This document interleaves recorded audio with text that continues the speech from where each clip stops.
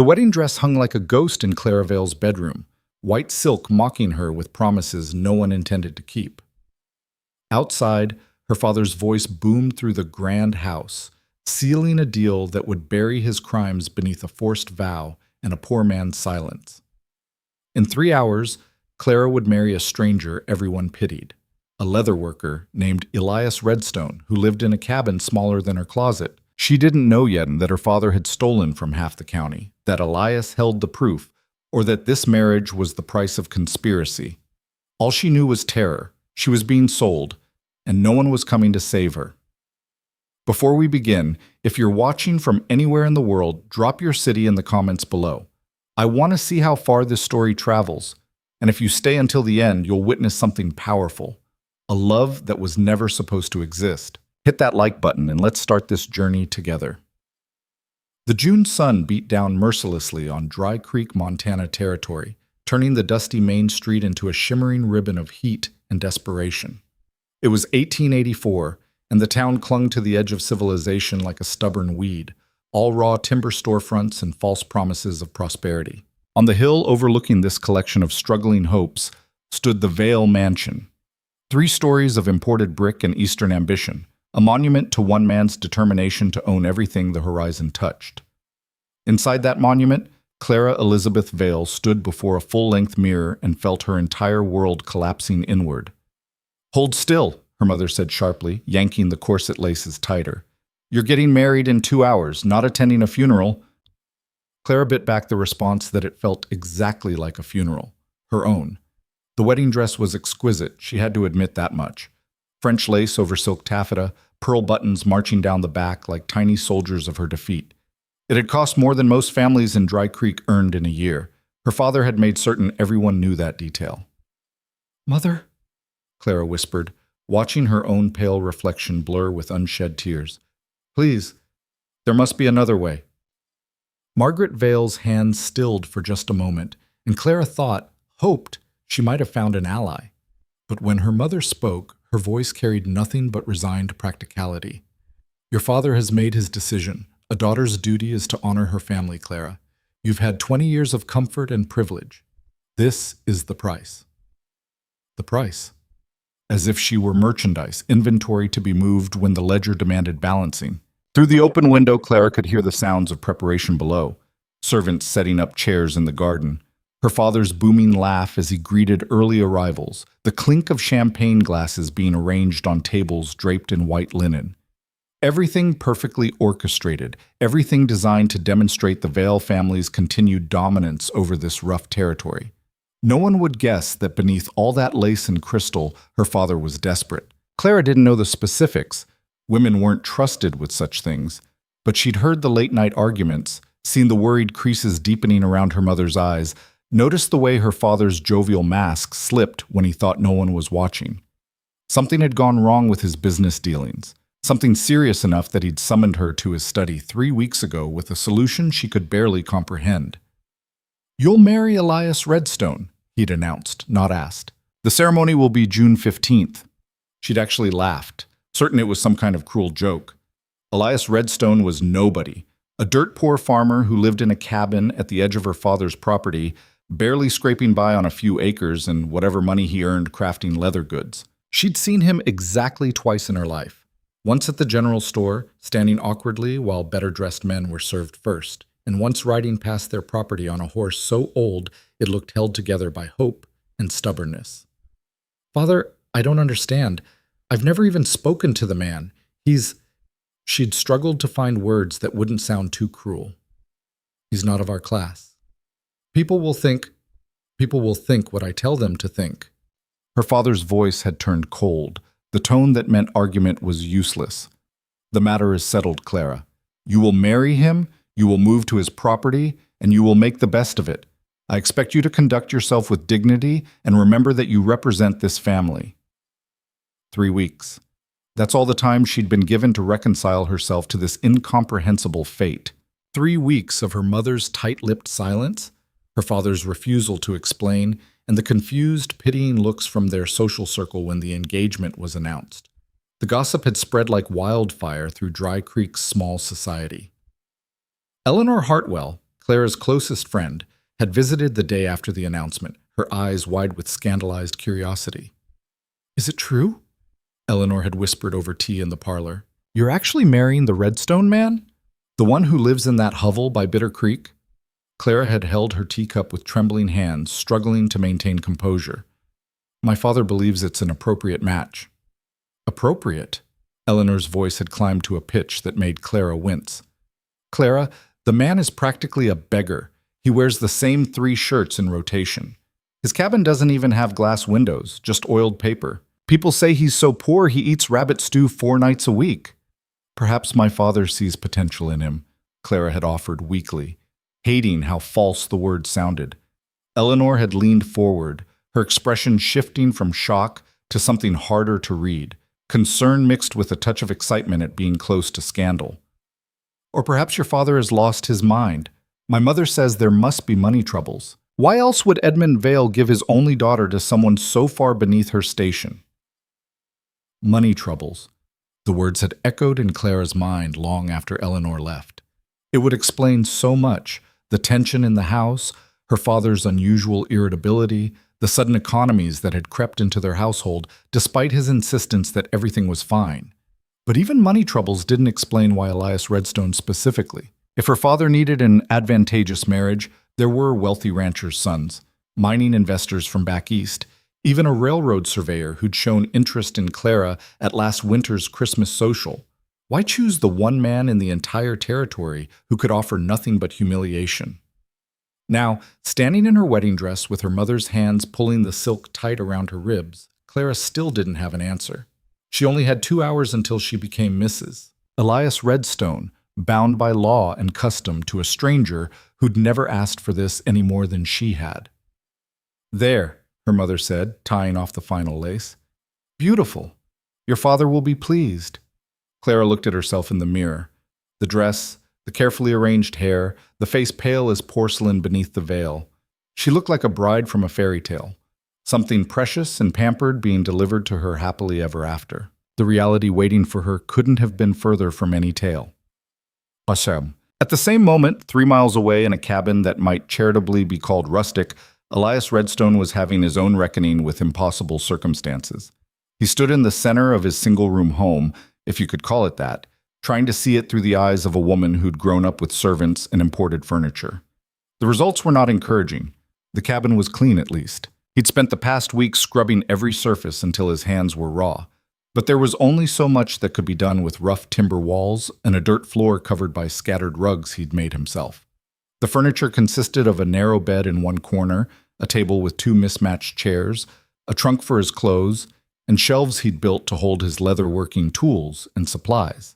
A stone fireplace took up most of one wall, serving as both heat source and kitchen. Water came from a creek 100 yards away. The privy was outside. It was a home built for survival, not comfort, and certainly not for a woman who'd never worked a day in her life. Elias ran a hand through his dark hair, feeling the familiar weight of inadequacy settle across his shoulders. At 32, he'd long since accepted his place in Dry Creek's social order, somewhere below the actual townspeople but above the drifters and prospectors. He kept to himself, did his work, and tried not to notice the way better-dressed men looked through him like he was furniture. Now he was supposed to marry Edmund Vale's daughter. The absurdity of it still knocked the breath from his lungs when he let himself think about it too directly. Clara Vale, with her perfect posture and expensive dresses, coming to live in a cabin that didn't have a proper stove. Clara Vale, who'd probably never touched a washboard or hauled water or cooked over an open fire, suddenly expected to be a farmer's wife. Not that he'd asked for any of this. Elias walked to the small window, actual glass, a luxury he'd installed just last year, and looked out toward the Vale property in the distance. The mansion gleamed white on its hill, visible even from here, a constant reminder of exactly how far apart their worlds had been until Edmund Vale decided to bridge that gap with the most unlikely weapon imaginable, his daughter. The memory of that conversation still burned like acid in Elias's gut.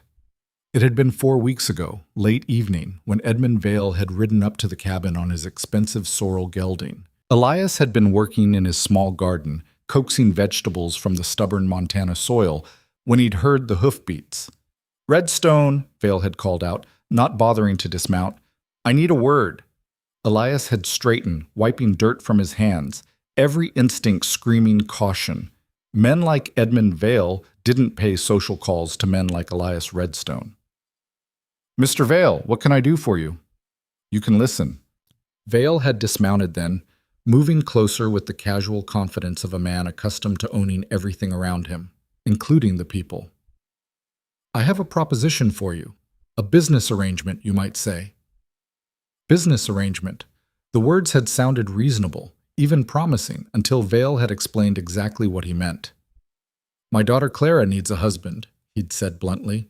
"You need money and land. I'm prepared to deed you these 40 acres outright, plus provide $1,000 in cash in exchange for your marriage to her." Elias had actually stepped back, certain he'd misheard. "I'm sorry, what?"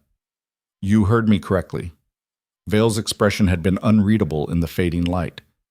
"I need Clara married and settled quickly. You're unmarried, reasonably young, and you have enough skill with leathercraft to support a household. Most importantly, you're in no position to refuse a generous offer." The insult had been delivered so casually that it took Elias a moment to feel the sting. You're in no position to refuse. Because he was poor, because he was nobody, because Edmund Vale correctly assessed that $1,000 and 40 acres was more than Elias could hope to accumulate in 10 years of hard work. "Why?" Elias had managed. "Why me specifically?" Vale had looked at him with something that might have been amusement or contempt. With men like Vale, they often looked the same. "Because you're convenient, because you'll be grateful, and because I suspect you're smart enough not to ask too many questions about why a man of my position would make such an arrangement." That's when Elias had understood that something else was happening here, something beneath the surface that Vale wasn't saying, and against every instinct of self-preservation he possessed, Elias had asked the question anyway. "What aren't you telling me?" Vale's expression had hardened. "That's precisely the kind of question I'm paying you not to ask. Do we have an agreement or not?" Elias should have said no, should have shown some dignity, some self-respect, told Edmund Vale to take his daughter and his dirty money and get off his property. But he'd looked at his cabin, his struggling garden, the 40 acres that would never truly be his, while he was still paying off the bank loan that had barely covered the initial purchase. He'd thought about winters that left him burning furniture for heat, about the constant calculation of whether he could afford coffee or sugar or sometimes both. And he'd thought about the way Edmund Vale had phrased it, smart enough not to ask too many questions, which meant there were questions worth asking, secrets worth knowing, and Edmund Vale was desperate enough to buy a husband for his daughter to keep those secrets buried. "I want the deed and the money up front," Elias had said quietly. "Before the ceremony." Vale had smiled then, a predator's expression of satisfaction. "Smart man, you'll have them the morning of the wedding." "And Redstone? Clara knows nothing about the financial arrangement. I expect you to keep it that way." "Does she know about the marriage?" "She will be informed in the morning." Vale had remounted his horse, looking down at Elias from that elevated position men like him always managed to find. "The wedding is set for June 15th at 2 o'clock. I suggest you make yourself presentable." Then he'd ridden off, leaving Elias standing in his garden with the growing realization that he'd just agreed to something that would change his life in ways he couldn't begin to predict. The next 3 weeks had been surreal. The deed had arrived as promised, along with a banknote for $1,000, more money than Elias had ever held at once. He'd paid off his loan immediately, feeling simultaneously liberated and trapped. The land was his now, truly his, but the price was about to walk through his door in a white dress. He'd tried, in his awkward way, to prepare. He'd bought real dishes to replace the mismatched tin plates. He'd built a privacy screen to section off a corner of the cabin.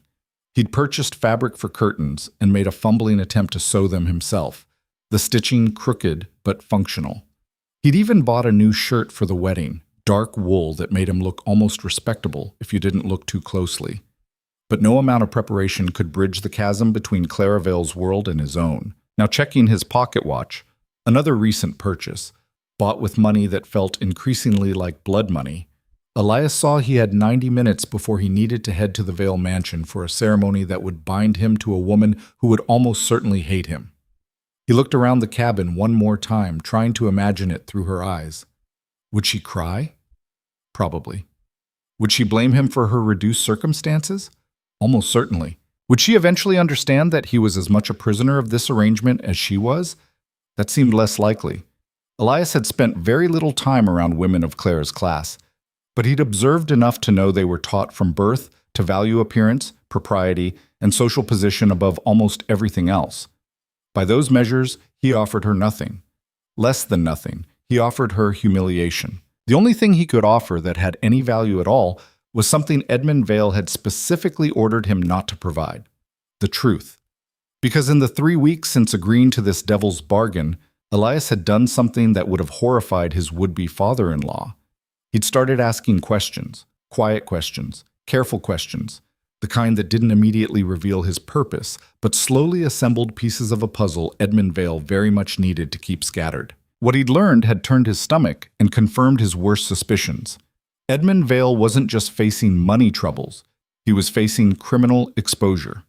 Over the past 2 years, Vale had systematically stolen from families who'd entrusted him with their savings, small farmers, and struggling merchants who'd believed his promises of investment opportunities and guaranteed returns. He'd used their money to fund his mansion, his lifestyle, his position as Dry Creek's leading citizen. And when those investments had predictably failed, he'd falsified records to hide the theft. Elias knew this because he'd been watching Vale's business dealings for months before the marriage proposal, documenting transactions that didn't add up, collecting evidence of fraud that would destroy Vale if it ever became public. And Edmund Vale knew that Elias knew. That's what the marriage was really about, not finding Clara a husband, but buying Elias's silence. The $1,000 and the land were a bribe wrapped in the pretense of dowry. Clara was collateral, a human shield to ensure Elias would never reveal what he'd discovered, because who would believe accusations from a poor farmer about his own father-in-law? Who would pursue charges when it meant dragging Clara's name through scandal?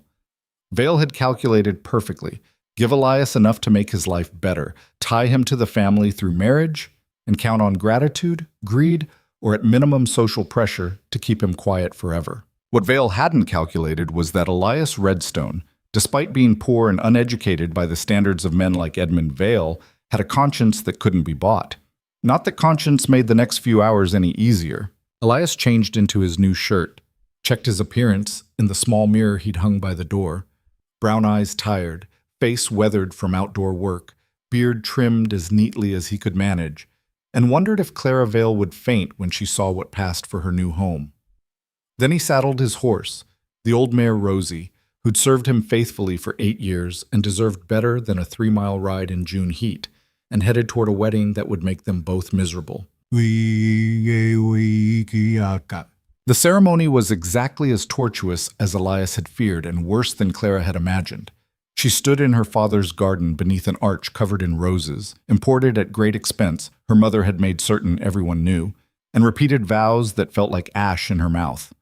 Elias stood beside her in what was clearly a new shirt that didn't quite fit, his expression carved from stone, his hand cold when he took hers for the ring exchange. The guests watched with barely concealed fascination, the scandal of the match adding spice to their afternoon. Elias could feel their judgment like heat from the sun. This presumptuous farmer, this nobody, somehow ascending far above his station through means they couldn't quite identify but certainly disapproved of. Clara felt their pity like small cuts, each sympathetic glance from the women she'd grown up with. Another reminder that she'd been demoted from the social world she'd once belonged to. Edmund Vale stood near the front, playing his role as magnanimous father to perfection, his smile broad and satisfied. Only Elias noticed the warning in his eyes when they met across the heads of the assembled guests. Remember our agreement? Keep your mouth shut and everyone benefits. The Reverend pronounced them husband and wife. Elias was expected to kiss his bride. He leaned forward stiffly, pressing his lips to Clara's in the briefest contact that could still qualify as a kiss. She felt like marble beneath his touch, beautiful, cold, lifeless. Applause rippled through the guests, polite but uncertain, as if no one was quite sure whether to celebrate or offer condolences. The reception that followed was even worse. Clara stood beside Elias at the head table, her smile fixed in place, while her father gave a toast about young love and new beginnings that made her want to scream. Guests approached to offer congratulations that sounded like questions. How lovely, my dear, though quite unexpected. Must be quite an adjustment. Your father always did have unconventional ideas about matches.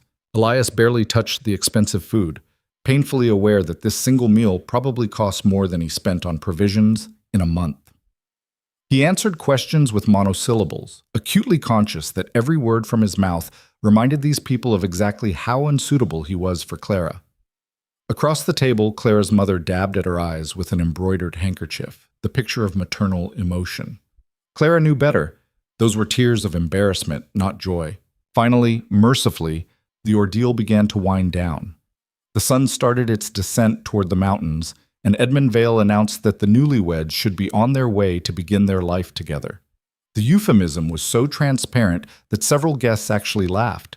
A wagon had been prepared, Clara's trousseau loaded into the back, trunks full of clothes and linens and personal items that would look absurd in Elias's cabin. Her mother hugged her tightly, whispering last-minute advice about wifely duty that made Clara's cheeks burn.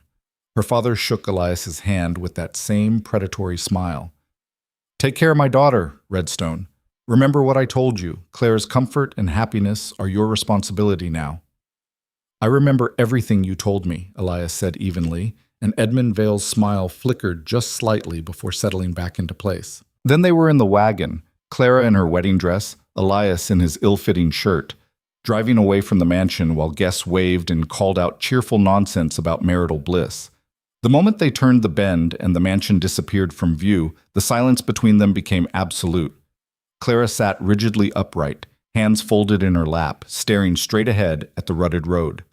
Elias kept his attention on the horse, guiding her carefully around rocks and holes. Neither spoke for the entire 3 miles. When the cabin finally came into view, small and rough, and so obviously poor, it made Clara's throat constrict. Elias heard her sharp intake of breath. He waited for tears, accusations, the beginning of what would surely be years of resentment. Instead, she just sat there, frozen, staring at her new home with an expression he couldn't quite read. Elias pulled the wagon to a stop, set the brake, and climbed down. He walked around to Clara's side and offered his hand to help her down. She looked at that outstretched hand like it might contain a snake, then finally placed her gloved fingers in his palm and let him assist her to the ground. The moment her feet touched dirt, actual dirt, not the swept paths of her father's garden, something in her expression shifted. She looked down at her white wedding slippers, already dusty, then up at the cabin with its oiled paper windows and crooked door.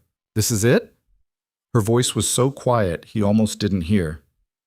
"This is home," Elias said, and hated how the word sounded like an apology.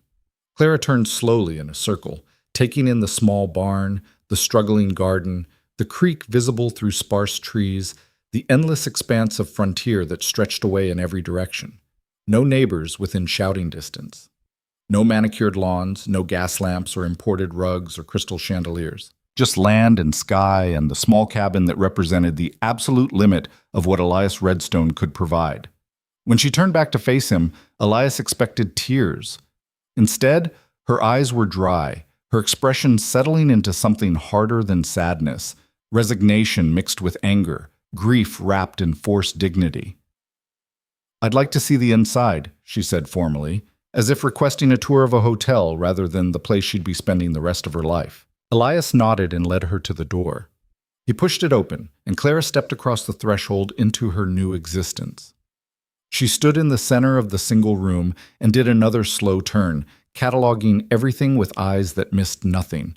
The narrow bed, the rough table, the dirt floor covered by rugs that couldn't disguise what lay beneath, the stone fireplace with its collection of mismatched cookware, the privacy screen he'd built, pathetic in its obvious inadequacy. "One room," she said finally.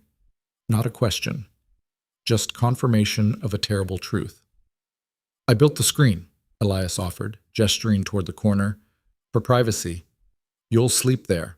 I'll take the other corner by the fireplace." Clara looked at him sharply, something flickering across her face. Surprise? Relief? He couldn't tell.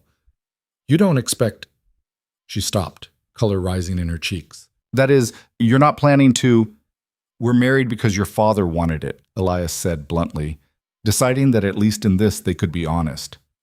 "I'm not going to force you into anything you don't want. The marriage is legal, but what happens between us is your choice." The relief on her face was unmistakable and somehow more painful than any accusation could have been. Of course, she'd been terrified of that aspect of this nightmare. Of course, she'd spent the entire wagon ride dreading the moment when the stranger she'd been given to would claim husbandly rights over her body. "Thank you," she whispered, and the gratitude in her voice for such a basic human decency made Elias feel sick. "Your trunks," he said, desperate to focus on something practical. "I'll bring them in. You can settle in. Unpack." He escaped outside before she could respond, suddenly needing air that didn't contain her fear and his shame. Behind the wagon, he leaned against the rough wood and stared up at the sky that was just beginning to show evening stars. What had he done? What had Edmund Vale done? And how were two complete strangers supposed to survive this mess when neither of them had chosen it? Inside the cabin, Clara stood motionless in the center of the single room that was now her entire world, her wedding dress a cruel joke against the rough walls, and tried very hard not to let herself shatter into pieces. She'd been trained her entire life for this, for marriage, for running a household, for supporting a husband and raising children in comfort and respectability. But standing in Elias Redstone's cabin, looking at the dirt floor and the single narrow bed and the stone fireplace that would be her kitchen, Clara realized with devastating clarity that everything she'd been taught was useless here. She didn't know how to cook over an open fire. She didn't know how to haul water or wash clothes without a servant, or grow food, or survive in a place that had no gas lamps, no running water, no privacy, no comfort of any kind. She'd been prepared for marriage, yes, but not for this. Outside, she heard Elias moving around the wagon, the sound of her trunks being unloaded. In a moment, he would bring them inside and she would have to face him again. This stranger who was now her husband, this man whose poverty had just become her poverty, whose life had just become her prison.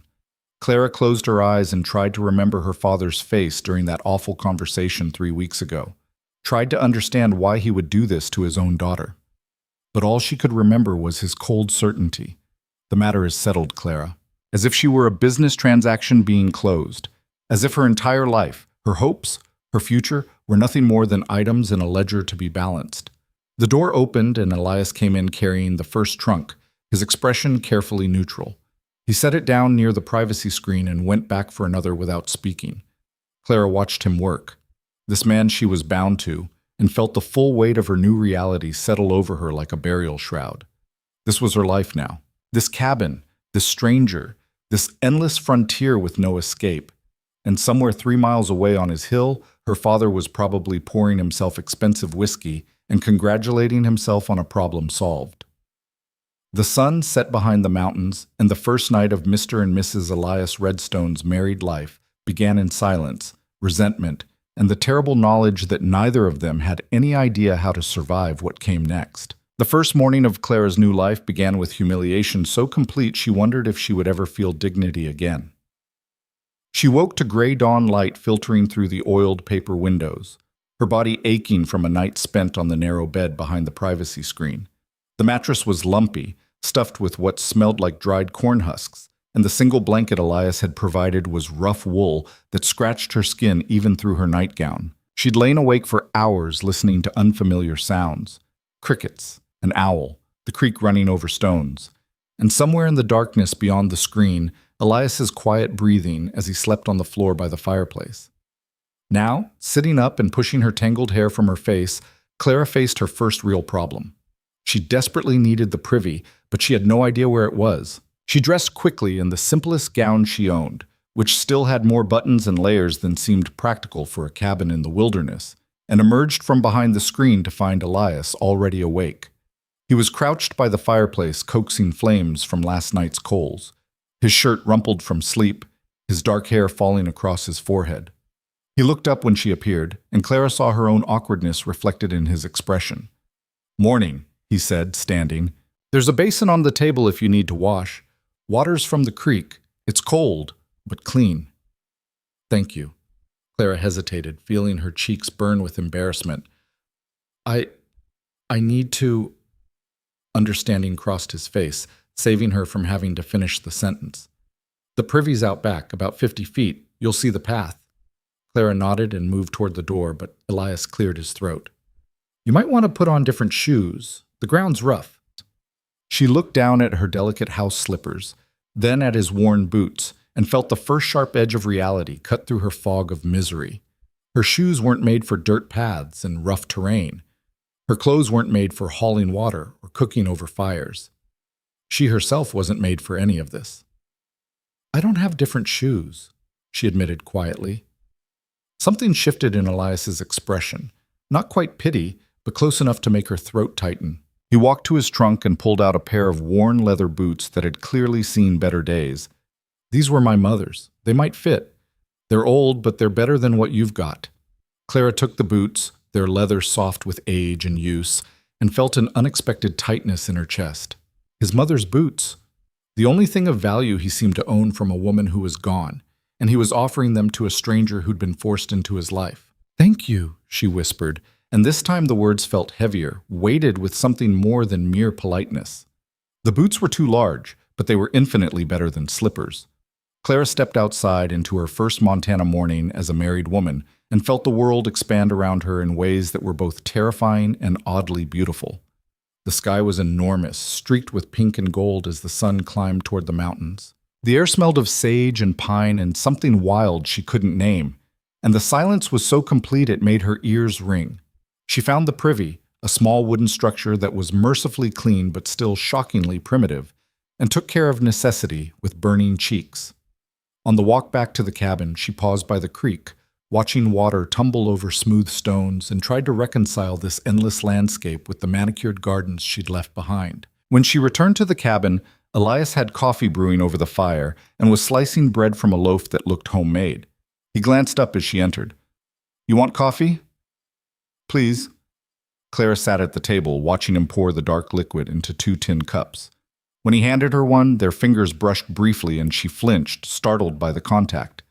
Elias withdrew his hand quickly, his jaw tightening. "Sorry." No, Clara stopped, unsure how to explain that she'd spent her entire life being touched only by family and servants. That casual contact with a man, even her husband, felt foreign and alarming. "It's fine. Thank you for the coffee." They sat across from each other in uncomfortable silence, the bread between them. Clara took a cautious sip of coffee and nearly choked. It was strong enough to strip paint, bitter and harsh without the cream and sugar she was accustomed to. "Too strong?" Elias asked, and she heard the edge in his voice, the defensiveness of a man expecting criticism.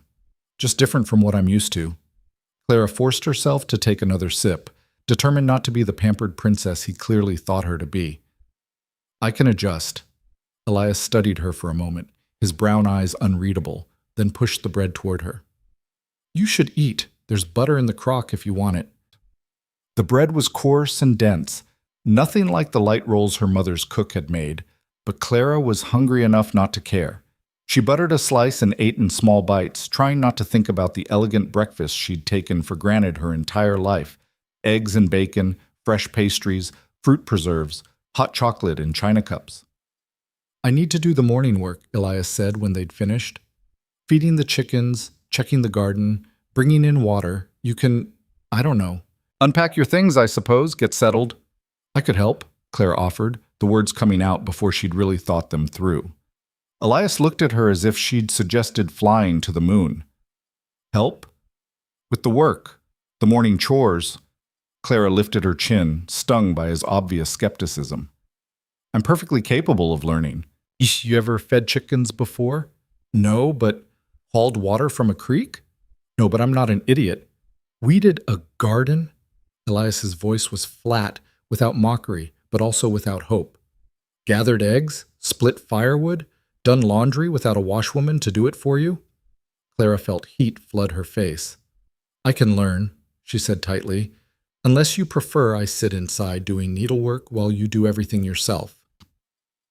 For the first time since she'd met him, something that might have been amusement flickered across Elias's face. "You know how to do needlework?" "Of course I know how to..." Clara stopped, seeing the trap. Needlework was useless here. Embroidery and piano playing and French conversation, all the accomplishments she'd been taught to value, meant nothing in a cabin with a dirt floor. "Fine," Elias said, standing. "You want to learn? You can learn. But don't expect me to go easy on you because you're Edmund Vale's daughter. Out here, the work doesn't care about your breeding." The words stung more than they should have, but Clara stood too, meeting his eyes with as much dignity as she could muster. "Then show me what needs doing." What followed was the most exhausting and humiliating morning of Clara's life.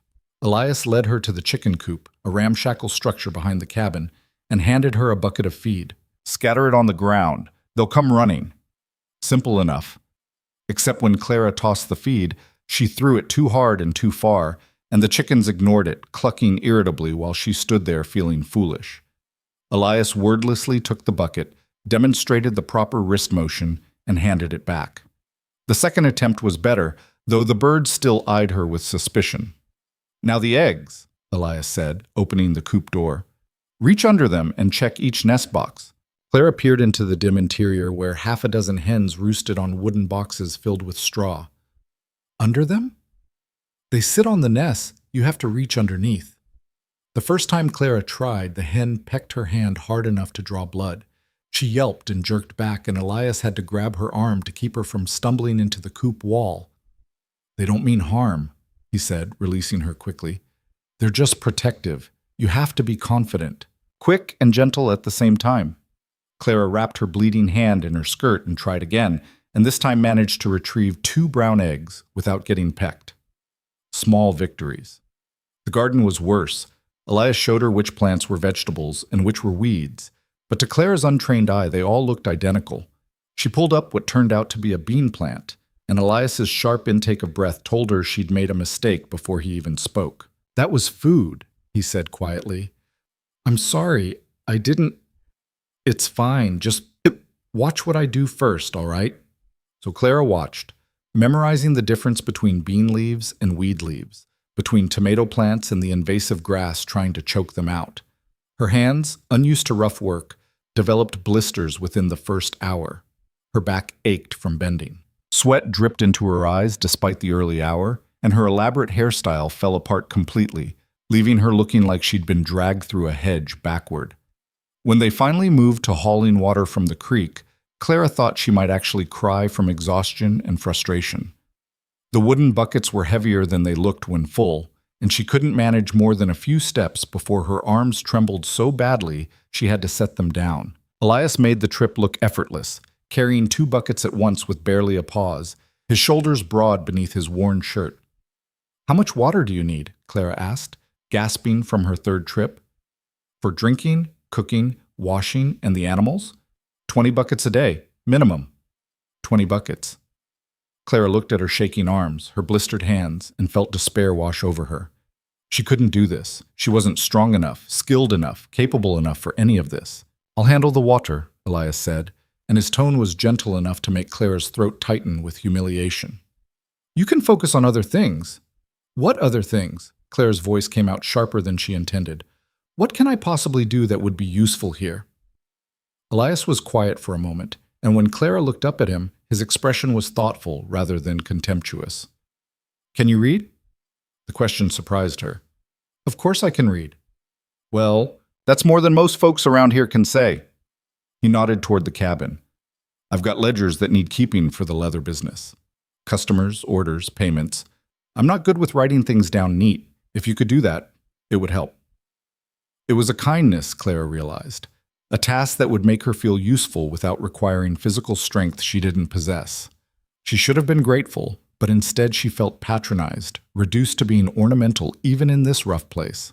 "I'll do the ledgers," she said stiffly, "and I'll keep trying with the other work until I get better at it." "Suit yourself." Elias picked up both buckets and headed back toward the creek, leaving Clara standing in the Montana sun, feeling like a failure in every possible way. The rest of that first week passed in a blur of awkward silences, small disasters, and painful learning. Clara burned the first meal she attempted to cook over the open fire, producing something that resembled charcoal more than food. Elias ate it without complaint, but she saw him wince with each bite and felt her inadequacy like a physical weight. "I can cook," she said defensively. "I watched our cook make things hundreds of times." "Watching isn't the same as doing." Elias pushed the burned mess around his plate. "And cooking over a fire is different from cooking on a stove. You'll figure it out. But would she? Clara lay awake that night behind the privacy screen, listening to Elias move quietly around the cabin, and wondered if she would ever figure any of this out. Every single task that made up daily life here was a mystery to her, and every attempt left her feeling more useless than the last. The laundry was a disaster. She'd never actually washed clothes before, had never even watched it being done beyond seeing servants collect dirty linens and return them clean. When Elias showed her the washboard and explained the process, Claire had stared at him in disbelief. You scrub them? By hand? All of them? How did you think laundry got clean? Clara had no answer for that.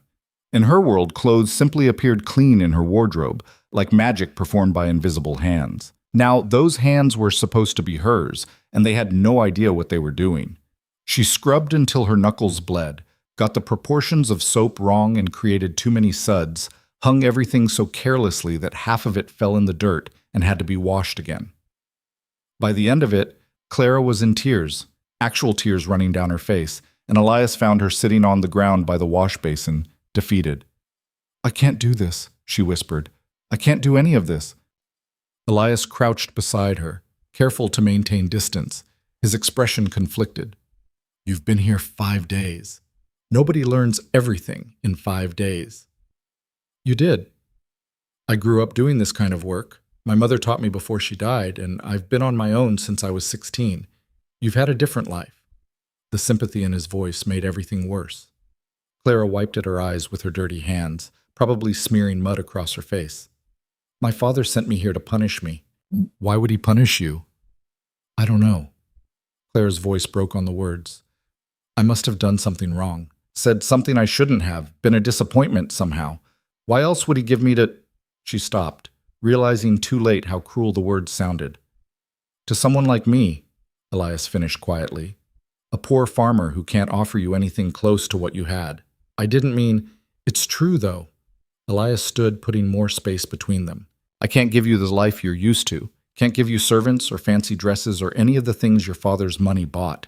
All I've got is this cabin and 40 acres and my leather work. It's not much. Then why did you agree to marry me? The question burst out of Clara before she could stop it, weeks of confusion and anger finally finding voice. If you knew what kind of life I came from, if you knew I'd be useless here, why did you say yes? Elias was silent for so long that Clara thought he wouldn't answer. When he finally spoke, his voice was carefully controlled. Your father made me an offer I couldn't refuse. The details don't matter. What matters is we're both stuck with this arrangement now, and we can either make each other miserable or we can try to find a way through it. What kind of offer? Clara pressed, sensing something important beneath his evasion. What could my father possibly offer you that would make you want to marry a complete stranger? It's not your concern. How is it not my concern? I'm your wife. You're your father's daughter, Elias shot back, and there was an edge to his voice now, something sharp and bitter. And some things are between him and me. Clara stared at him, seeing for the first time that there was more to this arrangement than she'd understood. Her father and Elias had some kind of agreement, some transaction that neither of them wanted her to know about. She was the commodity being exchanged, but she didn't even understand the terms of the trade. Tell me, she said. I deserve to know why my life was upended. Maybe you do. Elias met her eyes, and Clara saw conflict there, warring impulses pulling him in different directions. But I made a promise to your father, and for now, I'm keeping it. Let it go, Clara. It was the first time he'd used her name, and hearing it in his rough voice did something strange to her chest, but the refusal to explain stung worse than any physical labor had. Fine, she said coldly. Keep your secrets, keep everything to yourself, but don't pretend we're partners when you won't even be honest with me. She pushed past him, heading back to the cabin, and spent the rest of the day maintaining a frigid silence that Elias didn't try to break. But despite the anger, despite the humiliation and exhaustion, something was shifting between them, whether they wanted it to or not. Small moments accumulated like pennies in a jar. Elias began leaving the gentler tasks for Clara, shelling peas, mending clothes, keeping the ledgers he'd mentioned.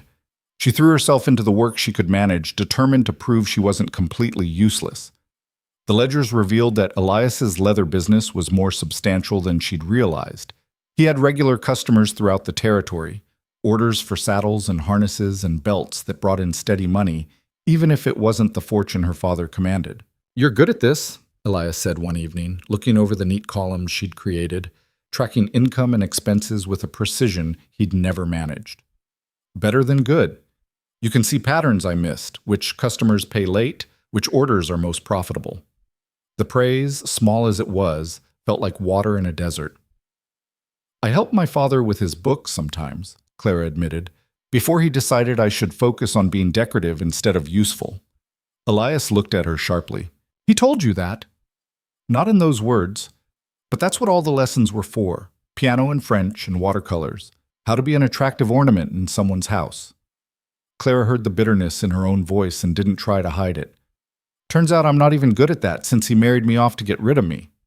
"Maybe he didn't marry you off to get rid of you," Elias said slowly.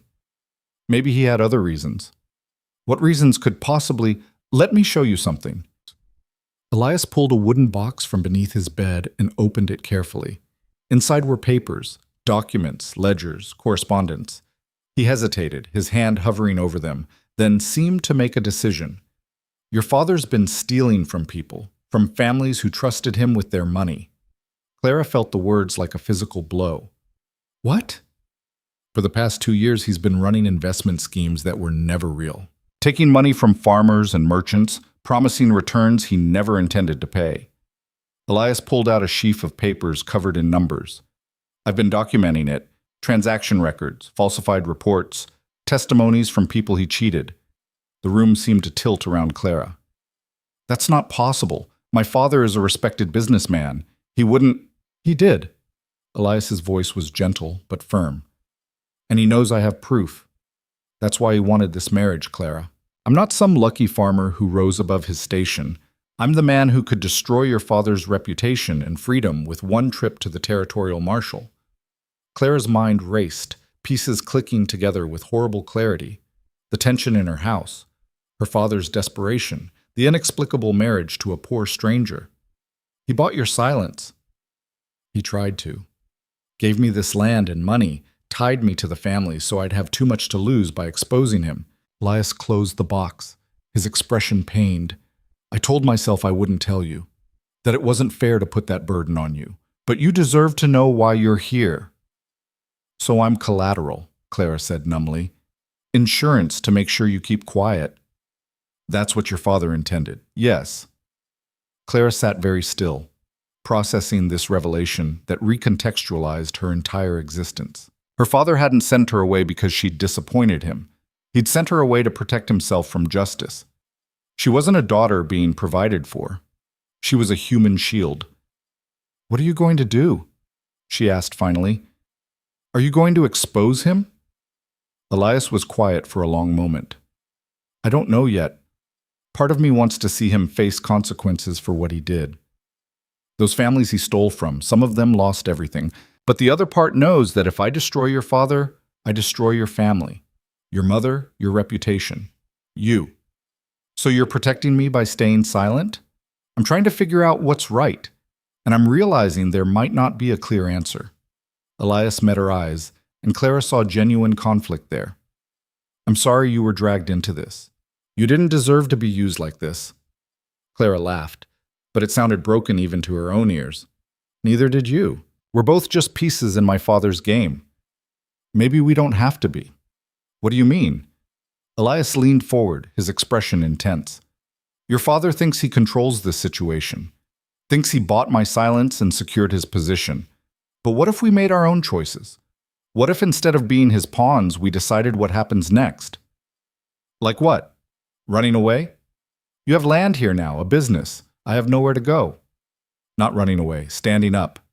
Elias's voice took on a strength Clara hadn't heard before. "There are people in this territory who deserve justice for what your father did. Maybe we're the ones who can give it to them." Clara felt something shift in her chest, fear mixed with a dangerous spark of possibility. "He's my father. I know.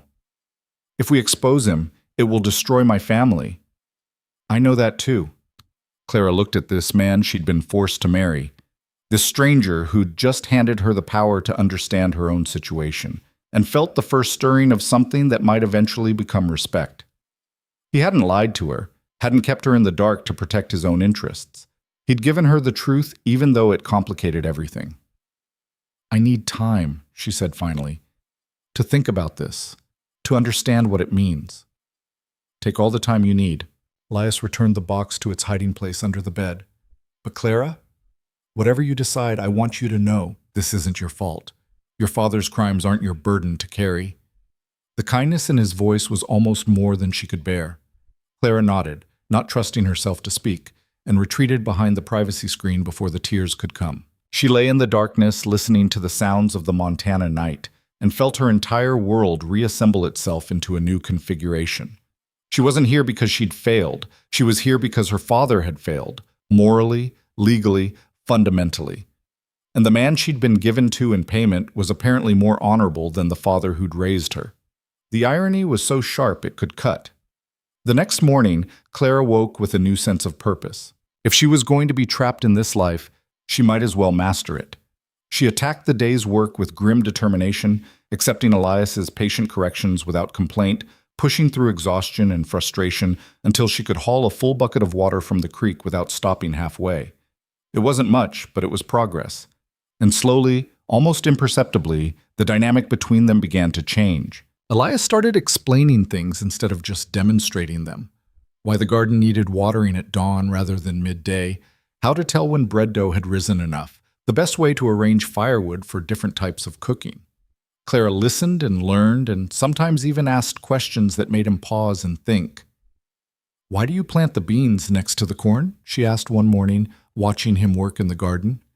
"The corn gives the beans something to climb, and the beans put nutrients back in the soil that the corn takes out. They help each other." Clara considered this, struck by the elegance of it. "Does that work with people too? Helping each other?" Elias looked up at her, something unreadable crossing his face. "I suppose it could, if both people are willing." "Are you willing?" The question came out more vulnerable than Clara intended. "I'm here, aren't I? Showing you how to survive this life instead of leaving you to figure it out alone." Elias stood, brushing dirt from his hands. "Whether we chose this or not, we're in it together now. Might as well make the best of it." It wasn't a declaration of partnership exactly, but it was something, an acknowledgement that they were on the same side even if they hadn't chosen their positions. That afternoon, Clara successfully cooked her first edible meal over the open fire. Rabbit stew with vegetables from the garden, the meat Elias had trapped and cleaned while she'd forced herself not to look too closely at the process. When he took his first bite and nodded approval, Clara felt a surge of pride completely disproportionate to the accomplishment. "It's good," Elias said. "Really good." "Don't sound so surprised." A smile tugged in the corner of his mouth, the first genuine smile she'd seen from him. "Can't help it. 2 weeks ago you burned water."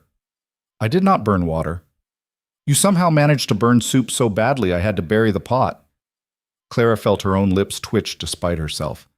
That was a learning experience. For both of us. I learned that cooking instructions need to be very, very specific. And just like that, with Elias's rare smile and Clara's reluctant laughter, something cracked open between them. Not intimacy, not yet, but the first fragile foundation of something that might eventually become friendship. As June surrendered to July and the Montana summer blazed hot and bright over the frontier, two strangers forced into marriage began the slow, painful, surprisingly hopeful work of learning to live together despite everything that should have kept them apart. The friendship that grew between them through July and into August was a cautious thing, built on shared labor and the slow erosion of mutual distrust. Clara learned to read the signs of Elias's mood in the set of his shoulders, the way he went quiet when something troubled him. Elias discovered that beneath Clara's refined exterior lived a stubbornness that matched his own, a refusal to be defeated that he grudgingly respected.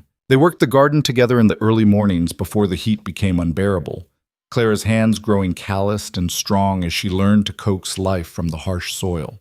Elias taught her which weeds could be eaten and which were poison, how to tell when tomatoes were ripe, the satisfaction of pulling carrots from earth that had seemed determined to yield nothing. Sometimes they talked while they worked, small conversations about practical things that gradually expanded to include fragments of their pasts.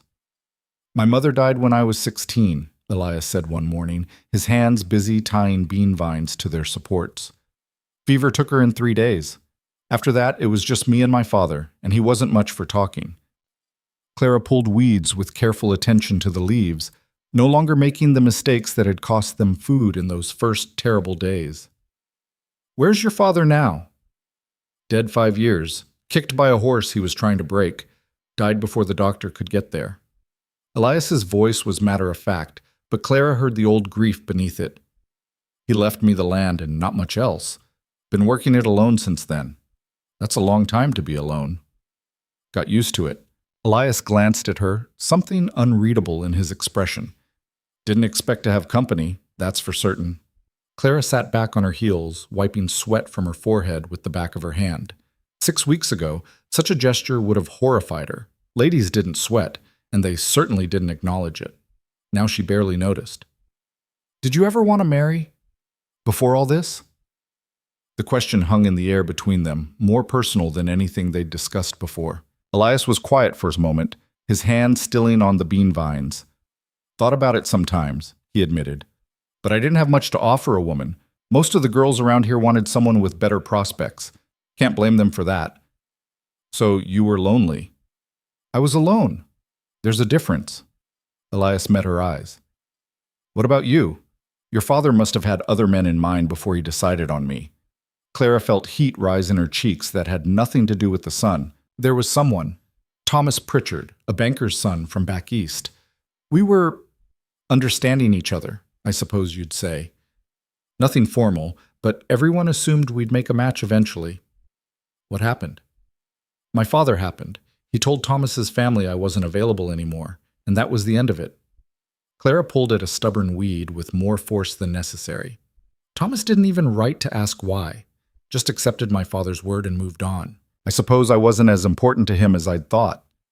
Or he didn't know how to fight for you against a man like Edmund Vale." The generosity in Elias's interpretation surprised her. Clara looked at him, this man who'd been forced into marriage the same way she had, and felt something shift in her chest. "Do you resent me? For being the reason you're trapped in this arrangement?" "You're not the reason. Your father is." Elias returned his attention to the beans, but his voice was gentle. "And I don't know if I'd call it trapped anymore. It's different than I expected." "Different how?" He took his time answering, and when he spoke, his words were careful, as if he was testing out the truth as he said it. "I thought you'd hate me. Thought you'd spend every day punishing me for not being good enough, for being poor and rough and everything you didn't want. But you're trying, working hard even when it's difficult. That counts for something." Clara felt unexpected warmth spread through her at his words. In all her life, no one had ever acknowledged her effort before, only the results, and usually to point out where they fell short. "You're not what I expected either." "What did you expect?" "I don't know. Someone cruel, maybe. Or someone who'd take advantage of having a wife who couldn't refuse him." Claire's voice dropped. "You've been kinder than you had any obligation to be." "A kindness shouldn't need obligation," Elias said quietly. "It should just be how people treat each other." The simple morality in his words made Clara's throat tighten. This man her father had dismissed as beneath their class had more genuine decency in him than anyone in her father's social circle. The realization was both comforting and deeply troubling. They finished the garden work in companionable silence, and when they headed inside for the midday meal, Clara found herself thinking that perhaps this life wasn't entirely unbearable after all. Hard, yes, lonely in some ways, but not without its own unexpected rewards.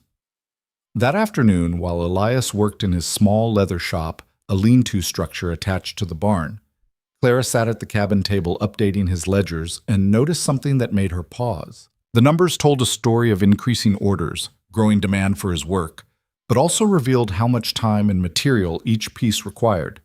She did some quick calculations, then went to find him. He was cutting leather for a saddle, his hands sure and skilled as he worked the knife along carefully measured lines.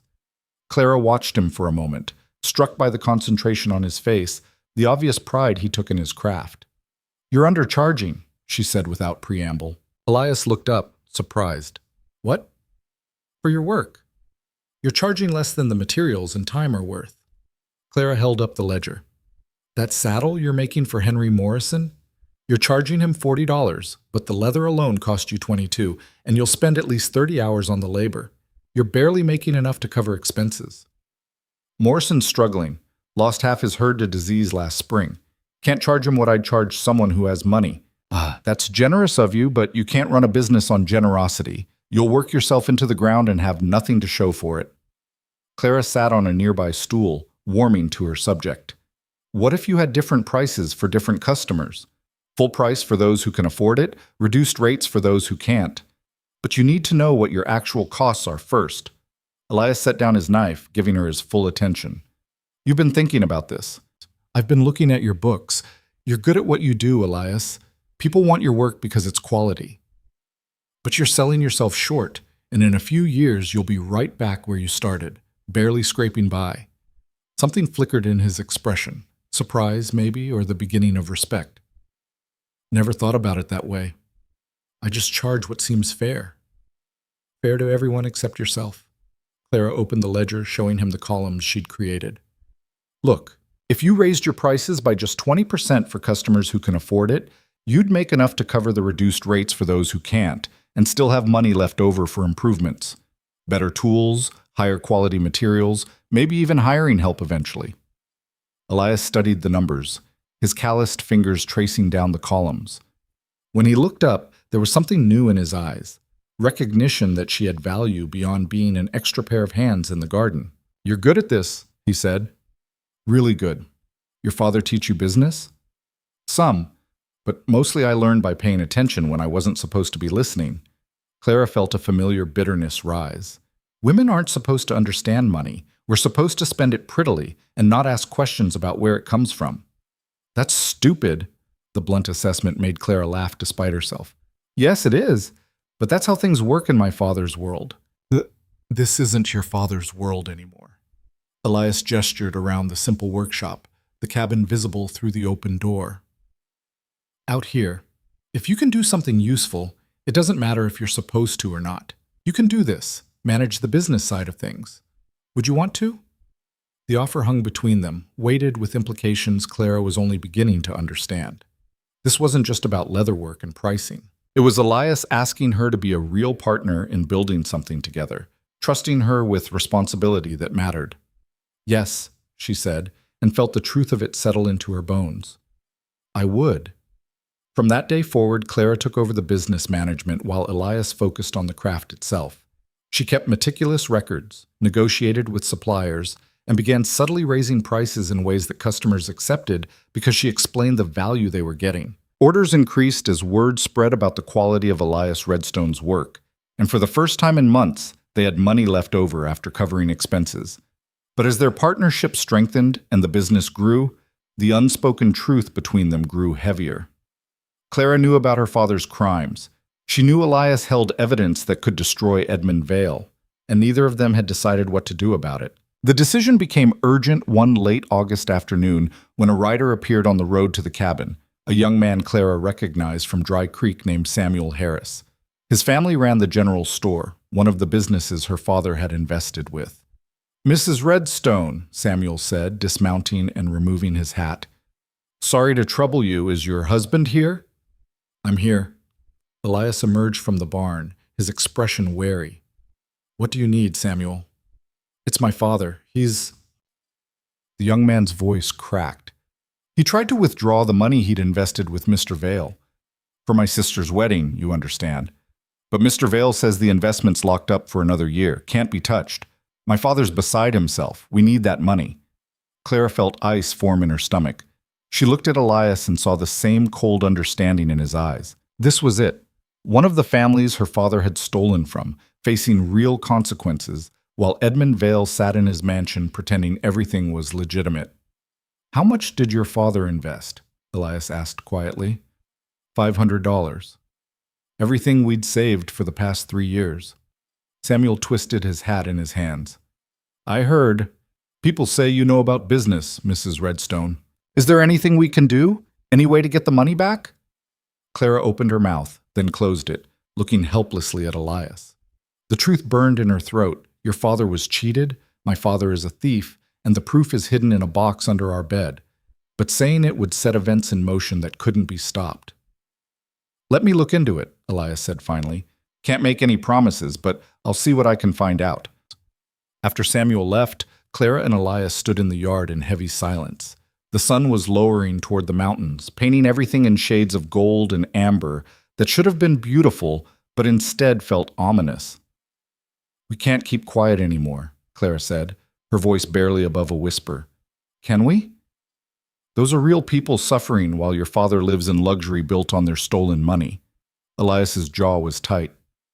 Samuel's father worked for years to save that $500. It was supposed to give his daughter a good start in marriage. Now Vale's keeping it to cover his own debts. "If we expose him, it will destroy my mother. She didn't do anything wrong. Neither did the Harris family, or the dozen other families he stole from." Elias turned to face her fully. "I know this is hard, Clara. He's your father, but at some point we have to decide what's right, not what's easy." Clara wrapped her arms around herself, feeling torn in directions that might rip her apart. "I need to talk to him first. Before we do anything, I need to hear him explain it himself." "You think he'll tell you the truth?" "I don't know, but I have to try. He's still my father, even if he's done terrible things."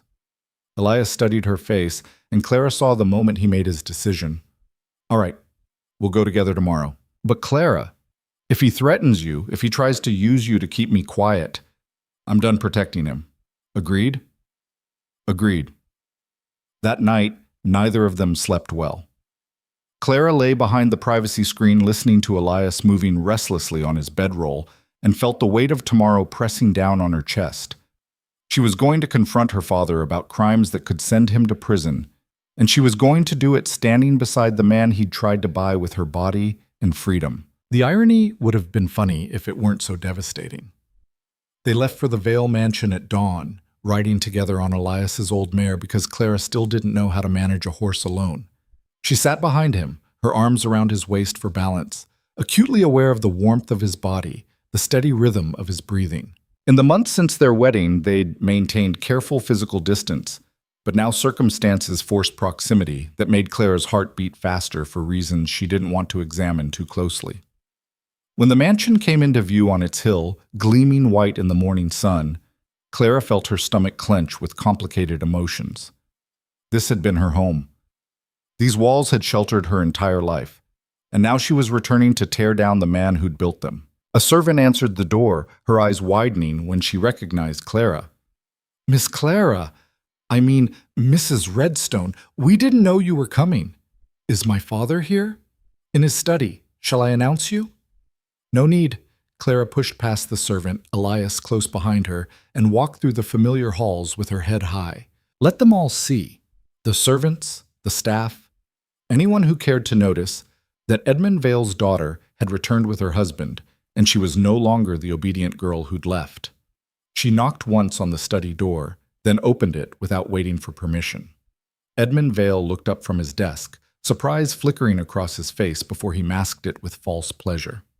"Clara, what an unexpected visit. And Redstone. To what do I owe this honor?" "We need to talk," Clara said, her voice steadier than she felt. "About your business dealings. About the families you've stolen from." The false pleasure vanished, replaced by cold fury. Vale stood slowly, his attention shifting to Elias. "What have you been telling her?" "The truth," Elias said flatly. "Something you should have done months ago. I warned you, Redstone. Our agreement was clear." "Your agreement was blackmail," Clara interrupted, stepping between them. "You gave him land and money to keep him quiet about your crimes. You used me as leverage. Did you really think I'd never find out?" Vale's expression shifted to something almost pitying. "Clara, sweetheart, you don't understand business." "Don't!" The word came out sharp as a slap. "Don't treat me like I'm stupid. I've spent the past 2 months managing Elias's leather business, and I understand perfectly well how money works. I understand profit and loss and investment, and I understand theft when I see the evidence." "What evidence?" Vale's voice dropped to something dangerous. "What exactly has your husband been showing you?" "Transaction records, falsified reports, testimonies from people you cheated." Clara lifted her chin, refusing to be intimidated. "The Harris family needs their $500 back. They saved for years, and you promised them returns that were never real. The Harris investment is locked for a term. There is no investment. Clara's voice rose despite her attempt at control. You took their money and spent it on this house, on your lifestyle, on maintaining the appearance of success while actual families went without. How could you do that? For the first time, Edmund Vale's mask cracked, showing the desperation beneath. I had no choice. The mining venture failed, debts were coming due. I needed capital to cover losses. So you stole it from people who trusted you. I borrowed it.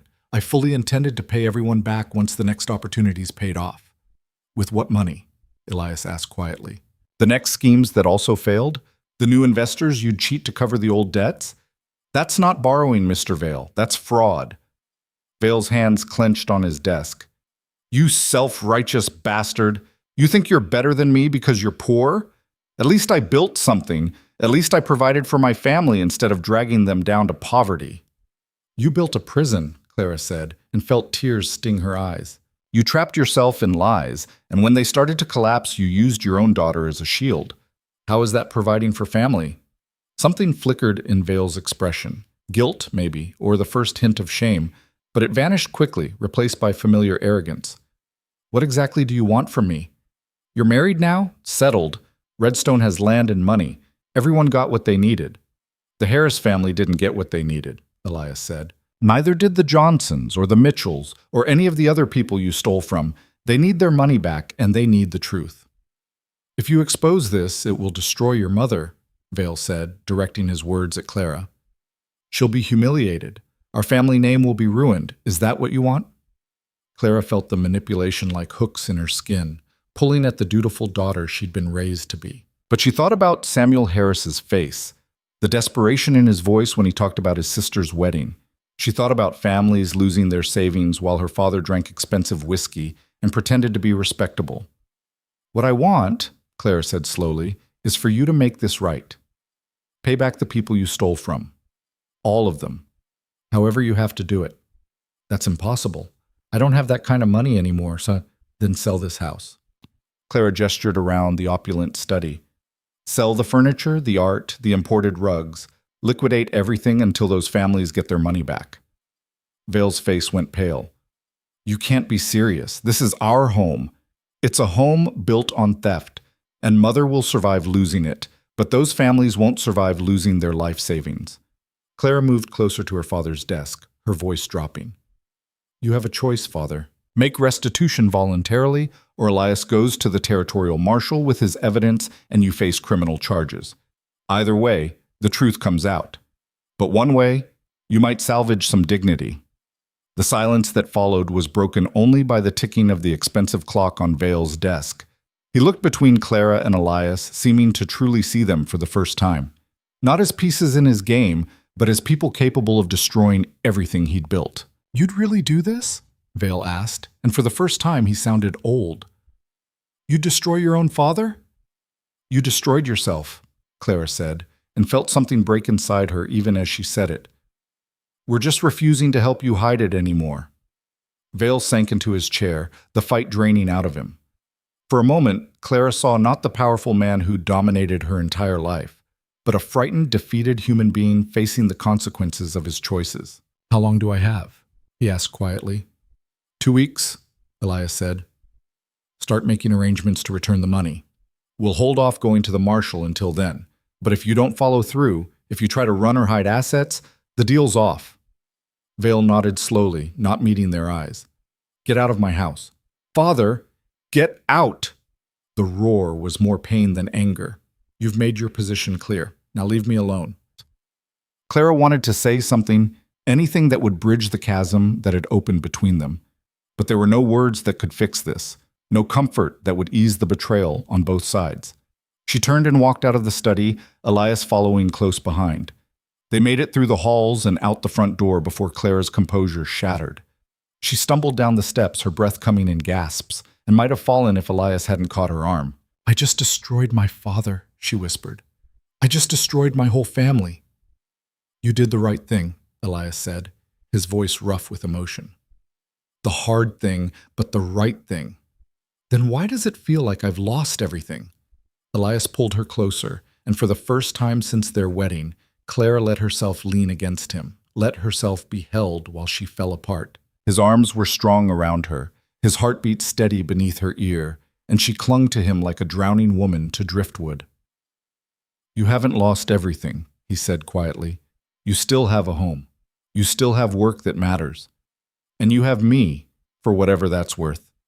Clara pulled back just enough to see his face and found his brown eyes watching her with an intensity that made her breath catch. When had he stopped being a stranger?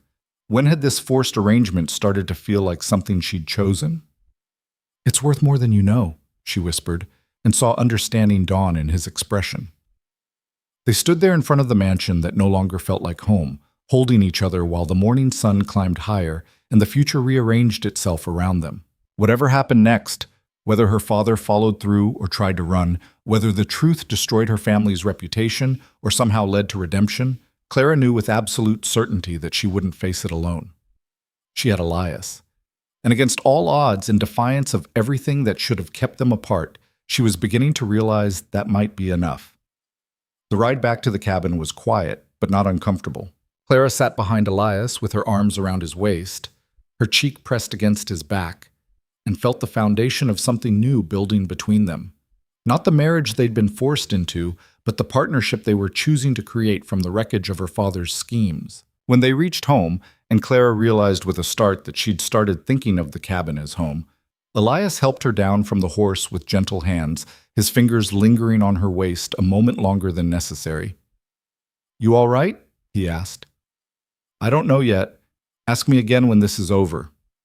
"Fair enough." Elias led the horse toward the barn, then paused and looked back at her. "Clara, what you did today took real courage. Your father's wrong about a lot of things, but he was especially wrong about you. You're stronger than he ever gave you credit for."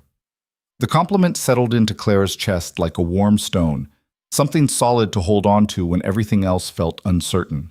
She nodded, not trusting her voice, and watched Elias disappear into the barn. Then she went into the cabin, sat at the table with the leather business ledgers spread before her, and started planning for a future she was finally beginning to believe in. A future built not on her father's money or status, but on honest work and the unexpected partnership of two people who'd been forced together and somehow found something real in the ruins of that coercion. The storm was coming. Clara could feel it building like pressure before rain. But when it broke, she wouldn't face it as Edmund Vale's obedient daughter anymore. She'd face it as Clara Redstone, a woman who'd chosen truth over comfort and was learning to build a life worth living from nothing but determination and the tentative trust of a man who'd given her every reason to hate him and instead earned something far more dangerous: her respect, her partnership, and the first stirrings of something that felt terrifyingly like love. The 2 weeks that followed their confrontation with Edmund Vale felt like living on the edge of a cliff, waiting to see if they'd be pulled back to safety or pushed into the void. Clara threw herself into work with an intensity that bordered on desperation, updating ledgers until her eyes burned, negotiating with suppliers with a sharpness that surprised even Elias. If she stayed busy enough, she could almost forget that she'd essentially declared war on her own father. Almost. Elias watched her with concern that he tried to hide, but Clara caught him looking at her when he thought she wasn't paying attention. During meals, while they worked the garden, in the evenings when she sat hunched over the account books by lamplight. She knew what he was seeing: a woman holding herself together through sheer force of will, refusing to acknowledge the cracks spreading through her foundation. On the 5th day after their visit to the mansion, Clara's mother arrived unannounced. Clara was outside hanging laundry, a task she'd finally mastered after ruining 3 of Elias's shirts by hanging them wrong and having them blow away. When she heard the carriage, she turned to see the familiar black vehicle rolling up the dirt road, looking absurdly elegant against the rough frontier landscape. Her hand stilled on the wet cloth she'd been pinning to the line. She hadn't seen her mother since the wedding, hadn't even received a letter. The silence had hurt more than Clara wanted to admit, a confirmation that she'd been cut off from the only family she'd ever known. The carriage stopped, and Margaret Vale stepped out, her traveling dress immaculate despite the dusty road, her face carefully composed into an expression Clara couldn't quite read. The driver helped her down, and she stood for a moment looking at the cabin, the clothesline, and her daughter with dirty hands and wind-blown hair. "Mother," Clara said, her voice catching despite her best efforts to sound calm. Clara. Margaret moved closer, her eyes taking in every detail. The two large boots, the simple dress worn thin from work, the calluses visible on Clara's hands. May we speak privately? Clara glanced toward the barn where Elias was working on a saddle order. Of course. Come inside. Leading her mother into the cabin felt surreal, like mixing two worlds that were never meant to touch. Margaret's eyes swept the single room, the dirt floor, the rough furniture, and Clara saw her trying to hide her reaction. Was it pity? Disgust? Grief? Would you like coffee? Clara offered, falling back on the manners she'd been taught even as her heart hammered against her ribs. No, thank you. Margaret sat carefully on one of the wooden chairs, arranging her skirts as if she were in a parlor instead of a cabin. I won't stay long. I came to tell you that your father has begun liquidating assets. Clara felt relief and dread war in her chest. He's actually doing it? He's had meetings with creditors, started arrangements to sell the house. Margaret's voice was brittle, carefully controlled. He's also been drinking heavily and raging about ungrateful daughters who betray their own blood. The words hit like a physical blow. Clara sank into the chair across from her mother, her legs suddenly unable to hold her weight. I didn't want to betray anyone. I just couldn't let innocent people suffer. I know what those people lost, Margaret interrupted, and there was steel in her voice that Clara had never heard before. I know what your father did. I've known for months. Clara stared at her mother, shock rendering her momentarily speechless. You knew? I'm not blind, Clara. I saw the late-night meetings, the desperate schemes, the way he avoided questions about certain investments. Margaret's hands twisted in her lap, the only sign of her agitation. I told myself it was just temporary difficulties, that he would find a way through it. I didn't want to believe he would actually steal from people who trusted him. But you didn't stop him. No. The admission came out raw. I was a coward. I valued my comfort and status more than I valued truth. When he told me he was arranging your marriage to Elias Redstone, I knew something was terribly wrong. But I told myself it was a business arrangement, a strategic alliance. I didn't ask the questions I should have asked. Clara felt tears burn behind her eyes. Why are you telling me this now? Margaret looked at her daughter with an expression that might have been respect or regret, or some painful combination of both. Because you had the courage I lacked. You chose what was right over what was easy. You're stronger than I ever was, and I needed you to know that I'm proud of you, even if it costs us everything. The tears spilled over then, running hot down Clara's cheeks. I destroyed our family. Your father destroyed our family the moment he chose theft over honesty. Margaret reached across the table and took Clara's calloused hands in her own soft ones. You're just refusing to help him hide it. There's a difference. Are you very angry with me? I should be. A proper mother would be furious that her daughter chose principle over loyalty to her father. Margaret's grip tightened, but I'm too tired to be angry anymore. And truthfully, I'm relieved. This secret has been poisoning all of us. Maybe the truth will hurt, but at least it will be clean. They sat in silence for a moment, hands clasped across the rough table, and Clara felt something shift between them. Not quite reconciliation, but the beginning of honest communication they'd never really had before. How are you managing? Margaret asked finally, her eyes roaming the cabin again. Truly?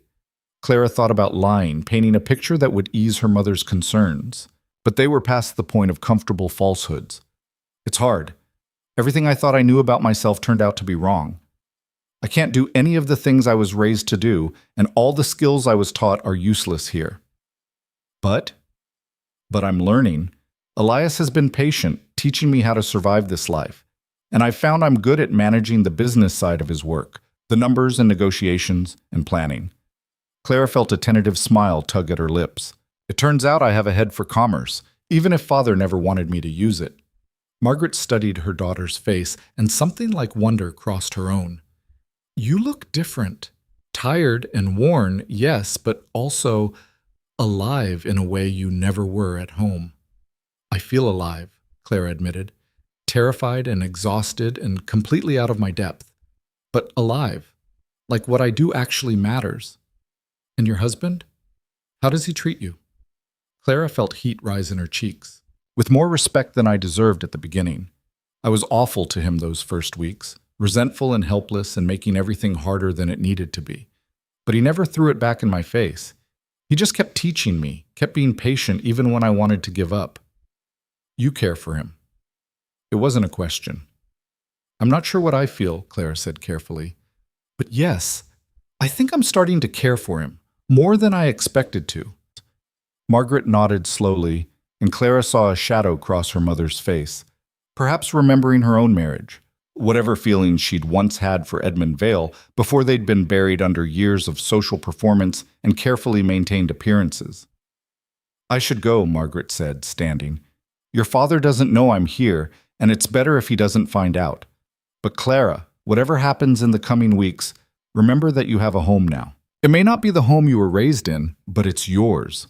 And you have a husband who seems to value you for your actual abilities rather than your decorative qualities. That's worth more than you might think.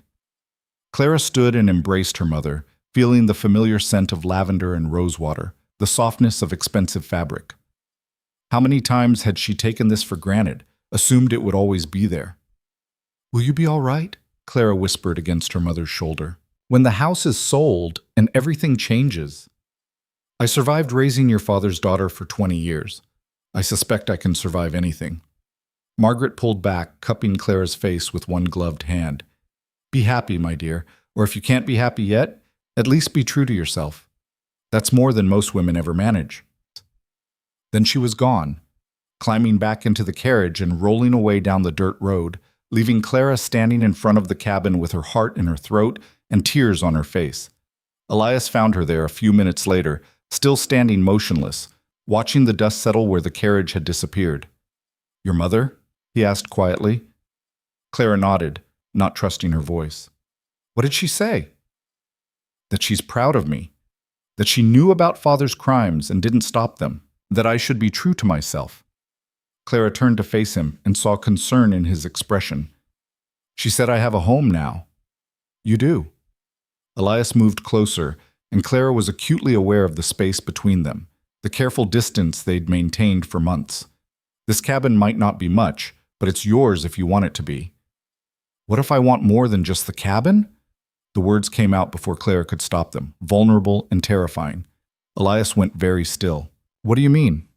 Clara gathered her courage, thinking about her mother's words, about the truth that had been building between them for weeks now. I mean, this started as a transaction. My father bought your silence by buying you a wife. But somewhere along the way, it stopped feeling like that.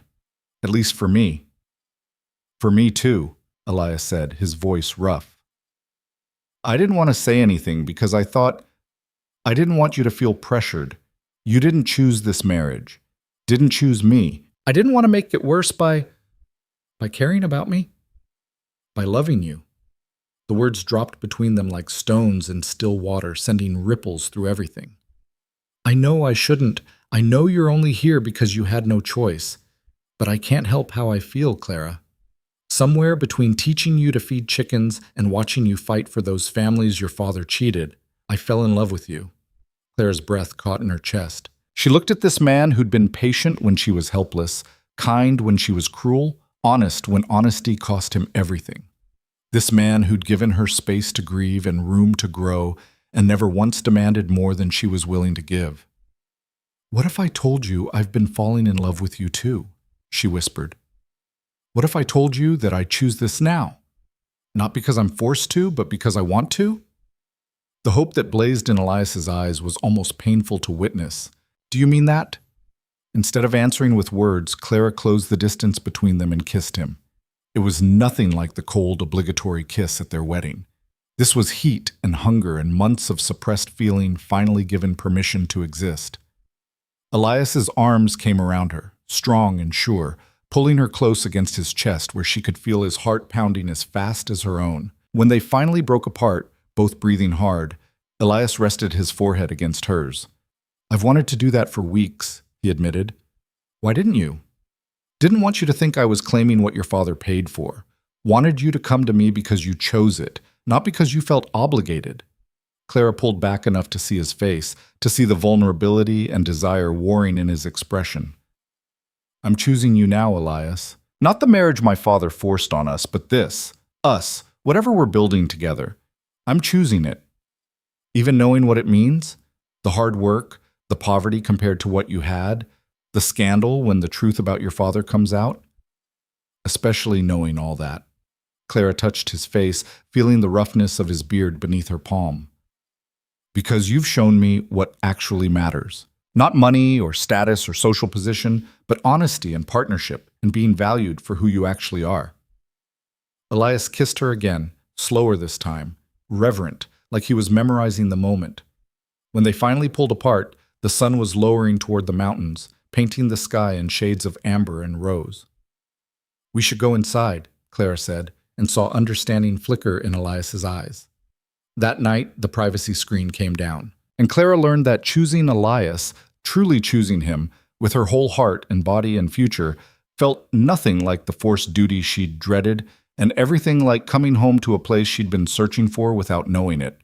But their fragile happiness was shattered 3 days later when Edmund Vale arrived at the cabin, his face haggard and his eyes wild with desperation and rage. Clara was working in the garden when she heard the horse and looked up to see her father dismounting, his expensive clothes rumpled, his usual composure completely shattered.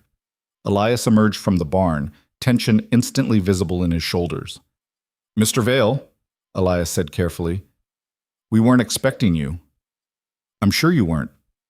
Vale's voice was thick, slurred slightly. He'd been drinking.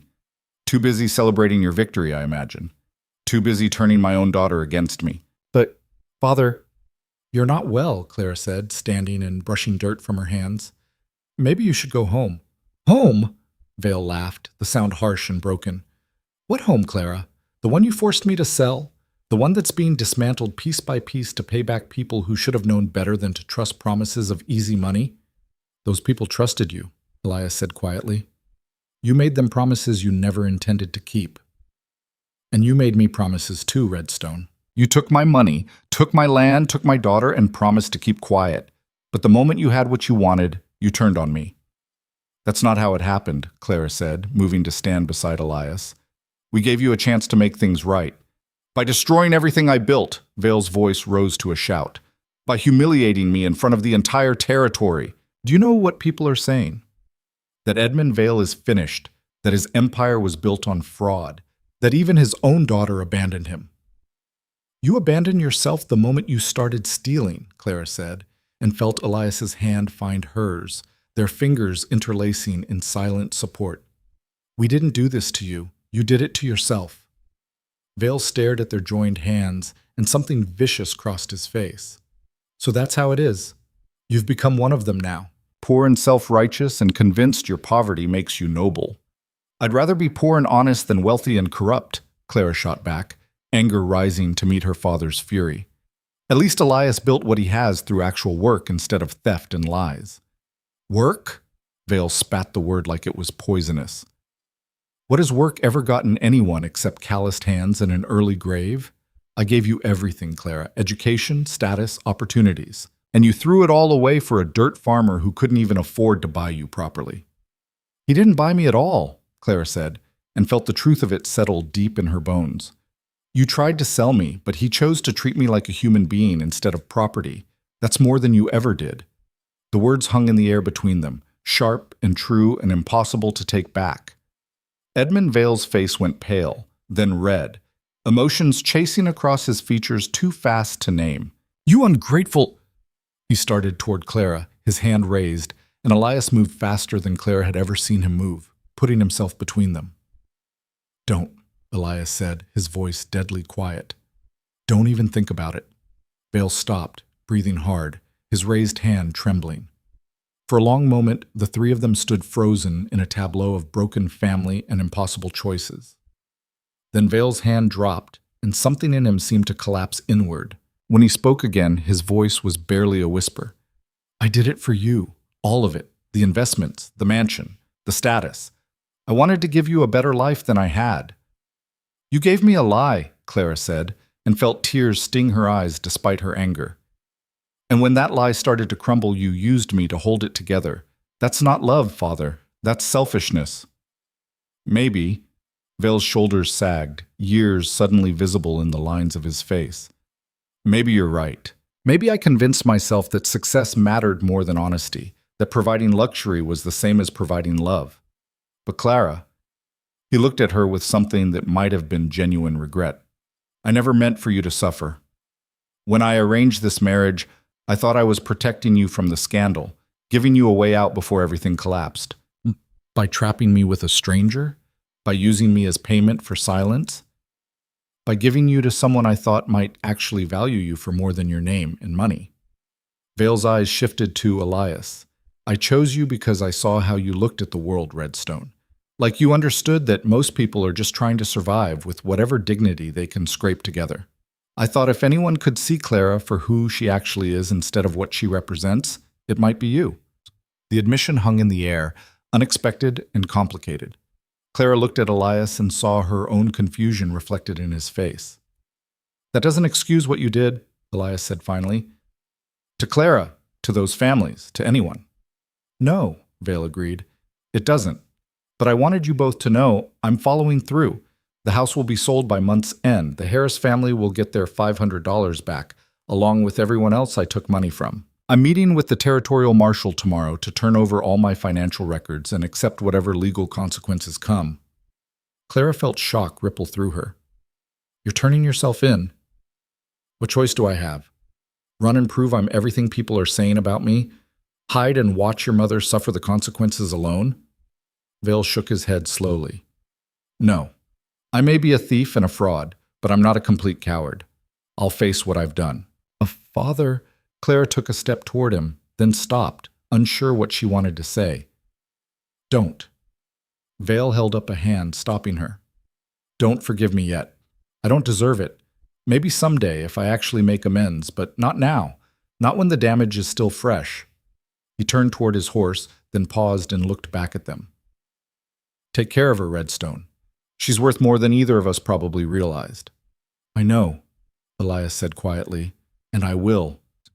Vale nodded once, then mounted his horse and rode away, leaving Clara and Elias standing in the yard as the sun set and their world rearranged itself one more time. That night, Clara lay in Elias's arms, no longer separated by privacy screens or careful distance, and tried to process everything that had happened. Her father was going to face justice. Her family would be ruined, and somehow, impossibly, she felt lighter than she had in months. Are you all right? Elias asked, his fingers tracing gentle patterns on her shoulder. I don't know. Ask me again when the dust settles. Clara shifted to look up at him in the lamplight. Do you think he meant it? About choosing you for me? Does it matter? Whether he had good intentions or not, he still used both of us. But if there was some part of him that actually cared about my happiness, even while he was doing terrible things. Clara struggled to articulate the complicated tangle of emotions in her chest. Does that make it better or worse? Maybe it just makes it human, Elias said. People aren't all good or all bad. Sometimes they're just broken and making terrible choices while trying to protect the things they love. Clara thought about her father's haggard face, the defeat in his voice when he admitted his crimes. I still love him, she whispered. Even knowing what he did. Is that wrong? No. Elias pulled her closer. He's your father. Love doesn't just disappear because someone makes mistakes, even big ones. You can love him and still know he was wrong. Both things can be true. How did you get so wise about complicated feelings? Lost my own father, remember? Spent a lot of time wishing I'd said things differently, understood him better. I learned that people are messy and relationships are messier, and sometimes you just have to hold on to what's true even when everything else is falling apart. Clara pressed her face against his chest, breathing in the familiar scent of leather and wood smoke and the soap they made together. What's true for us? That we didn't choose this marriage, but we're choosing each other now. That your father's crimes aren't your burden to carry. That we're building something real here, something worth fighting for.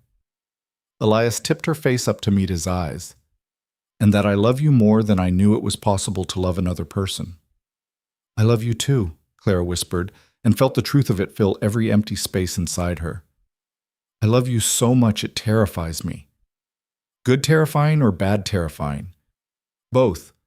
The kind that means something matters enough to hurt. Clara kissed him softly. The kind worth holding on to.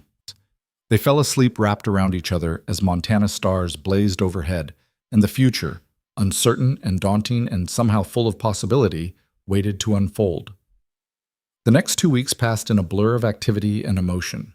Edmund Vale met with the territorial marshal as promised, providing full documentation of his fraudulent schemes. The story spread through Dry Creek like wildfire. Edmund Vale's empire had been built on theft, and now it was crumbling under the weight of truth and justice. Clara and Elias went to town together to witness the Harris family receiving their returned investment, and Clara would never forget the tears of relief on Samuel's mother's face, the way his father gripped Elias's hand and thanked him over and over for standing up when no one else would. One by one, the other families received their money back as the Vale assets were liquidated. The mansion sold to a mining investor from Colorado. The furniture, the art, the imported rugs, everything that had represented Edmund Vale's success found new owners, and the proceeds went to repair the damage he'd done. Margaret Vale moved into a modest house in town. Her status diminished, but her dignity intact. She visited Claire at the cabin, and they worked together in the garden while Margaret admitted she actually found the smaller life freeing in ways she hadn't expected. And Edmund Vale stood trial for fraud, pleaded guilty, and was sentenced to 2 years in the territorial prison. Light, some said, considering the magnitude of his crimes. But the judge noted that his voluntary confession and full restitution had earned him some mercy. Through it all, Clara and Elias stood together, their partnership strengthening with each challenge they faced. The scandal could have destroyed Clara's reputation, but instead it somehow elevated her. She became known as the woman who'd chosen truth over comfort, who'd stood with her husband against her own father when justice demanded it. The leather business thrived under their joint management, Elias's skill and Clara's business acumen combining into something more successful than either could have achieved alone. They hired help, expanded the workshop, and began taking orders from as far away as Wyoming and Colorado. But more important than success was the life they built together in that small cabin by the creek, a life based on honesty, partnership, and the hard-won knowledge that the best things aren't given, they're chosen, fought for, earned through determination and grace, and the courage to stand up for what's right, even when it costs everything. Clara stood in the cabin doorway one evening in early September, watching Elias work in the fading light, and felt profound gratitude for the strange, painful, ultimately redemptive path that had brought them here. She'd lost the life she'd been raised for, yes, but she'd gained something infinitely more valuable, a life she'd chosen, a love she'd earned, and a partner who saw her not as property or ornament, but as an equal worthy of respect, trust, and devotion. The girl who'd stood in a wedding dress feeling like her life was ending had been right, in a way. That life had ended. But from its ashes, something stronger had emerged, a woman who knew her own worth, a marriage built on truth rather than transaction, and a future that belonged to them both. The first snow came early that year, catching Montana in mid-October with a fury that turned the world white overnight. Clara woke to find Elias already stoking the fire, his breath visible in the cold air despite his efforts to warm the cabin. "How bad is it?" she asked, pulling the quilt around her shoulders as she joined him by the fireplace. "Bad enough. We'll need to check on the animals, make sure they have shelter and water." Elias glanced at her, concern flickering across his face. "Your first real winter out here. It's going to test us." Clara thought about the girl who'd arrived at this cabin 4 months ago, helpless and terrified and completely unprepared for frontier life. That girl would have crumbled at the first sign of hardship, but she wasn't that girl anymore. "Then we'll pass the test," she said firmly. "Together." The smile Elias gave her was warm enough to chase away some of the morning chill. "Together," he agreed. They dressed in layers, Clara wearing one of Elias's old work shirts over her own clothes, and ventured out into a world transformed by snow. The cabin looked smaller against the vast white landscape, vulnerable and isolated in ways that summer's green had disguised. But inside, they had food stored from the garden harvest, firewood stacked against the outer wall, and the deep certainty that they could survive whatever the season threw at them. The animals were restless, but safe. Elias showed Clara how to break ice on the water trough, how to distribute extra feed to help them generate body heat, how to check for signs of frostbite on exposed skin. They worked side by side in the bitter cold, their breath mingling in white clouds, and by the time they returned to the cabin, Clara's fingers were numb and her face felt frozen. Here. Elias guided her to the fire, rubbing warmth back into her hands with his own. You did good out there. Most people raised like you would still be huddled under blankets complaining. I was raised like that, Clara reminded him. But you've been teaching me to be different. You taught yourself. I just showed you what was possible. It was typical Elias, deflecting praise, giving credit where he thought it belonged. Clara had learned that this was part of who he was, a man who'd spent so much of his life being overlooked that he didn't quite know how to accept recognition even when he deserved it. We make a good team, she said, and watched pleasure light up his eyes. Yeah, he agreed softly. We really do. The snow continued falling through the morning, and by afternoon it was clear they wouldn't be going anywhere for at least a few days. Clara found herself oddly content with the enforced isolation. She settled at the table with the business ledgers while Elias worked on a bridal order, the scrape of his tools and the scratch of her pen creating a companionable rhythm that felt like home. I've been thinking, Clara said after a while, not looking up from the numbers she was reviewing, about expanding. We have enough saved now that we could build a proper workshop. Maybe hire an apprentice to help with the simpler pieces so you can focus on the custom work that pays better. Elias paused in his stitching. You've been planning this. I've been running the numbers. We're turning away orders because you can't keep up with demand. If we had help, we could take on more work, increase income, maybe even start selling to shops in bigger towns. Clara looked up, gauging his reaction. Unless you prefer keeping it small. I prefer keeping it honest and sustainable. But if you think we can grow without sacrificing quality. Elias set down the leather, giving her his full attention. What kind of investment are we talking about? They spent the next hour discussing possibilities, Clara sketching out financial projections while Elias considered the practical requirements of training someone in his craft. It was the kind of conversation Clara had never imagined having in her old life. Real partnership, real collaboration, two people building something meaningful together. Your father would probably hate seeing you like this, Elias observed, watching her calculate profit margins with obvious competence. Using all that intelligence he tried to make decorative. Clara felt the familiar complicated twist in her chest at the mention of Edmund Vale. I got a letter from him yesterday. The prison allows 1 letter per week. Elias went very still. You didn't mention it. I wasn't sure I wanted to read it. Clara pulled the envelope from where she'd tucked it between the ledger pages. But I did, eventually. What did it say? Clara unfolded the single page, her father's familiar handwriting somehow shocking in its ordinariness. He asked how I was managing the winter preparations. Said he hoped the cabin was warm enough, that I had enough food stored. Then he apologized again for everything that happened. Do you believe him? The apology? I think he's sorry things turned out this way. I'm not sure he's sorry for what he actually did. Clara traced her fingers over the words. He still talks about the investments like they were legitimate business that just went wrong, not deliberate fraud. Like he's the victim of circumstance rather than his own choices. Are you going to write back? I don't know. Part of me wants to. He's still my father. Still the man who raised me even if he was flawed in ways I didn't see. But another part of me thinks engaging with him just lets him avoid facing the full weight of what he did. Elias moved to sit across from her, his expression thoughtful. There's no rule that says you have to choose one or the other. Completely forgive him or completely cut him off. Maybe the truth is somewhere in between. You can acknowledge he's your father, that you care about him, and still maintain boundaries that protect yourself from his manipulation. When did you become so wise about complicated family dynamics? When I fell in love with someone whose family dynamics are about as complicated as it gets. Elias reached across the table and took her hand. Whatever you decide about your father, I support you. Write to him, don't write to him, visit him, refuse to see him.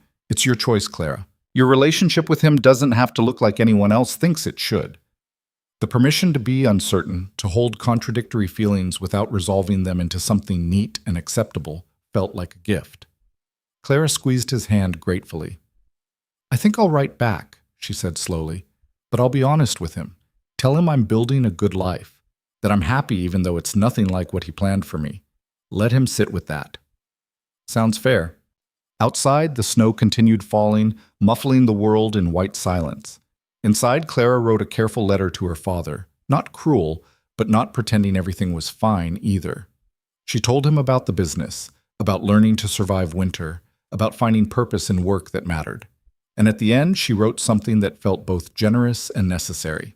I hope you're using this time to understand what you did and why it was wrong. Not just getting caught, but the actual harm you caused to people who trusted you. That's the only apology I'm interested in hearing, one that shows you actually understand. When she sealed the letter, she felt lighter, as if she'd set down a burden she hadn't realized she was still carrying. The days that followed settled into a rhythm dictated by winter's demands. Mornings meant checking animals and hauling water before it froze solid. Afternoons were for indoor work, Clara managing accounts and correspondence while Elias crafted leather goods that were increasingly sought after throughout the territory. Evenings belonged to each other, talking by firelight about their pasts and their hopes for the future, learning each other's stories in ways their rushed marriage hadn't allowed. "Tell me about your mother," Clara said one night, curled against Elias's side on the narrow bed they now shared without hesitation or shame. "You never talk about her much." Elias was quiet for a moment, his fingers absently stroking her hair. "She was strong. Had to be, living out here with a husband who was good with horses but not much else. She did most of the actual work keeping us fed and clothed while my father chased dreams that never quite materialized." "Sounds familiar?" "You're nothing like my mother. She was resigned to her life, accepted it as the best she could hope for. You fight for better even when it's hard." Elias's voice was warm with admiration. "She would have liked you, though. Would have appreciated seeing a woman who didn't let circumstances define her." "I let circumstances define me for 20 years, Clara pointed out, until they forced me here. But then you chose to redefine yourself instead of just accepting what was handed to you. That's different." Elias shifted so he could see her face. "You could have spent the rest of your life punishing me for not being what you expected. Instead, you learned, grew, became someone stronger than the woman who showed up here in June." Clara thought about that terrified girl in the wedding dress, certain her life was ending. In a way, it had ended, but only to make room for something better. "Do you think your mother would approve?" she asked. "Of us, I mean. Of how this worked out." "I think she'd say we found each other at exactly the right time, even if it didn't feel right at the beginning. She believed in things happening for reasons we can't always see." Elias smiled. "Though she might also scold me for taking so long to tell you I loved you. You told me when I was ready to hear it. Any sooner and I might have run." "Would you have?" "Run. I mean, if you'd had the chance in those first weeks?" Clara considered the question honestly. "Probably. I was so focused on what I'd lost that I couldn't see what I might gain. But I didn't have anywhere to run to, so I stayed. And staying gave me time to understand that what we were building was worth more than what I'd left behind." They fell into comfortable silence, listening to the wind howl outside while the fire crackled and the cabin creaked around them. This was happiness, Clara realized, not the dramatic romance of novels, but the quiet certainty of being exactly where she belonged with exactly the right person. November brought news that Edmund Vale was being transferred to a prison work detail, early release in exchange for labor on a territorial road project. Margaret visited to share the information, her face carefully neutral as she tried to gauge Clara's reaction. "How do you feel about it?" Clara asked her mother, serving coffee at the small table that had witnessed so many important conversations.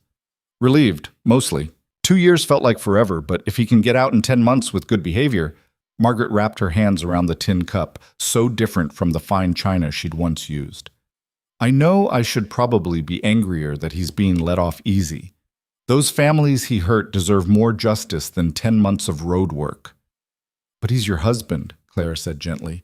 "You can be glad he's suffering less even while knowing he deserves to suffer more. Both things can be true." Margaret looked at her daughter with something like wonder. "When did you become so wise about holding contradictions?" "When I married a man I thought I'd hate and discovered I loved him instead. Contradictions are just reality being more complicated than we want it to be." "Are you happy, Clara? Truly?" Clara thought about the question, the same one her mother had asked months ago, but with different weight now. "Yes, not in the way I imagined happiness would look, but in a way that feels real and earned. Elias treats me like a partner, values my mind as much as anything else. We're building something together that belongs to both of us. That's worth more than all the luxury I gave up. I'm glad. Margaret's eyes were bright with unshed tears. I worried I'd failed you by not teaching you how to survive anything beyond parlor conversation. But somehow you figured out how to survive everything. You taught me more than you think. How to be graceful under pressure, how to maintain dignity when circumstances are difficult, how to adapt to whatever life demands. Clara reached across and took her mother's hand.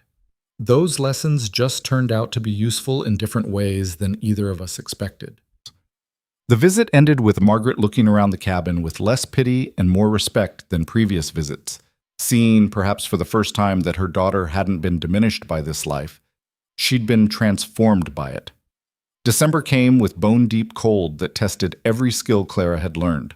The well froze, requiring Elias to hack through ice every morning. The animals needed constant care to survive. The cabin, despite their best efforts, developed drafts that no amount of stuffing rags and cracks could completely eliminate. But they endured, and more than endured. They thrived in small ways that mattered. The leather business continued even through winter, orders arriving by mail that Clara managed with increasing sophistication. They hired a young man named James Blackwood as an apprentice, a rancher's son with good hands and a quick mind who proved adept at learning Elias's techniques. You were right about expanding, Elias admitted one evening, watching James practice stitching patterns that would eventually become part of a saddle. He's good. In a year, he'll be able to handle half the work himself. Which means you can take on the custom pieces that actually challenge you, Clara said, updating the ledgers to reflect James's modest wages. The specialized work that people will pay premium prices for. And you said you were useless at business. Elias grinned at her. You've built something here, Clara. Turned my small operation into an actual company with employees and expansion plans. We built it together. You create the quality that makes people want to pay premium prices. I just make sure they actually do pay them. The partnership that had begun in necessity and evolved through crisis was now something they both took pride in, proof that two people from completely different worlds could create something neither would have achieved alone. Christmas approached, and Clara found herself thinking about the elaborate celebrations of her childhood. The parties, the gifts, the excessive displays of wealth that had seemed normal then, but felt grotesque in retrospect.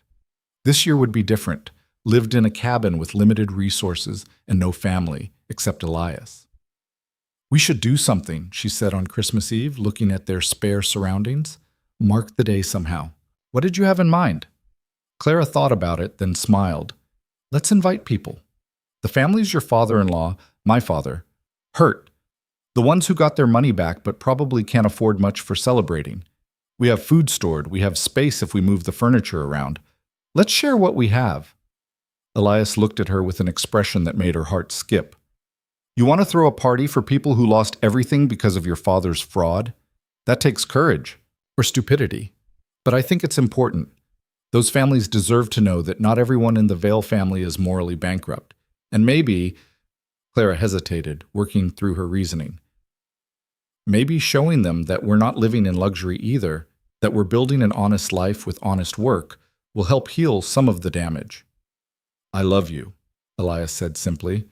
Have I mentioned that today? Twice, but I'll never get tired of hearing it. They sent word through town, and on Christmas afternoon their small cabin filled with people, the Harris family, the Johnsons, the Mitchells, and several others who'd been cheated by Edmund Vale and reimbursed through the liquidation of his estate. Clara had worried they might refuse to come, might resent her too much for being Vale's daughter. Instead, they arrived with food to share, and children who filled the cabin with laughter. Samuel Harris pulled Clara aside at one point, his expression serious. I want to thank you properly. For what you did? Standing with your husband against your own father. That took real strength. I just did what was right, Clara said, embarrassed by the praise. Most people don't, though. Most people choose family loyalty over justice. You chose differently, and it made a real difference to folks like us. Samuel glanced over at where his sister was laughing with James Blackwood, the wedding she'd feared couldn't happen now, scheduled for spring. We got our money back, but more than that, we got to see that honesty still matters. That someone was willing to stand up for what's right, even when it cost them everything. That gives us hope.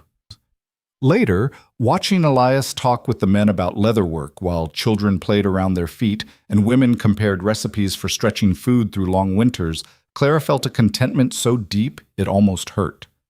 This was community built on honesty rather than status, relationships based on mutual respect rather than social climbing. This was what she'd been searching for without knowing it, a place where she mattered for what she contributed, not what she represented. When everyone finally left as darkness fell, the cabin felt simultaneously empty and full of residual warmth. Clara and Elias cleaned up together, washing dishes and putting furniture back in place, moving around each other with the easy familiarity of partners who'd learned each other's rhythms. "That was good," Elias said, drying the last plate. "Really good. Those families needed to see that not everyone abandoned them, that someone actually gave a damn about making things right." "We gave a damn," Clara corrected. "Both of us. I couldn't have stood up to my father without you beside me, and you wouldn't have had the leverage to force restitution without the evidence you gathered. So we saved each other."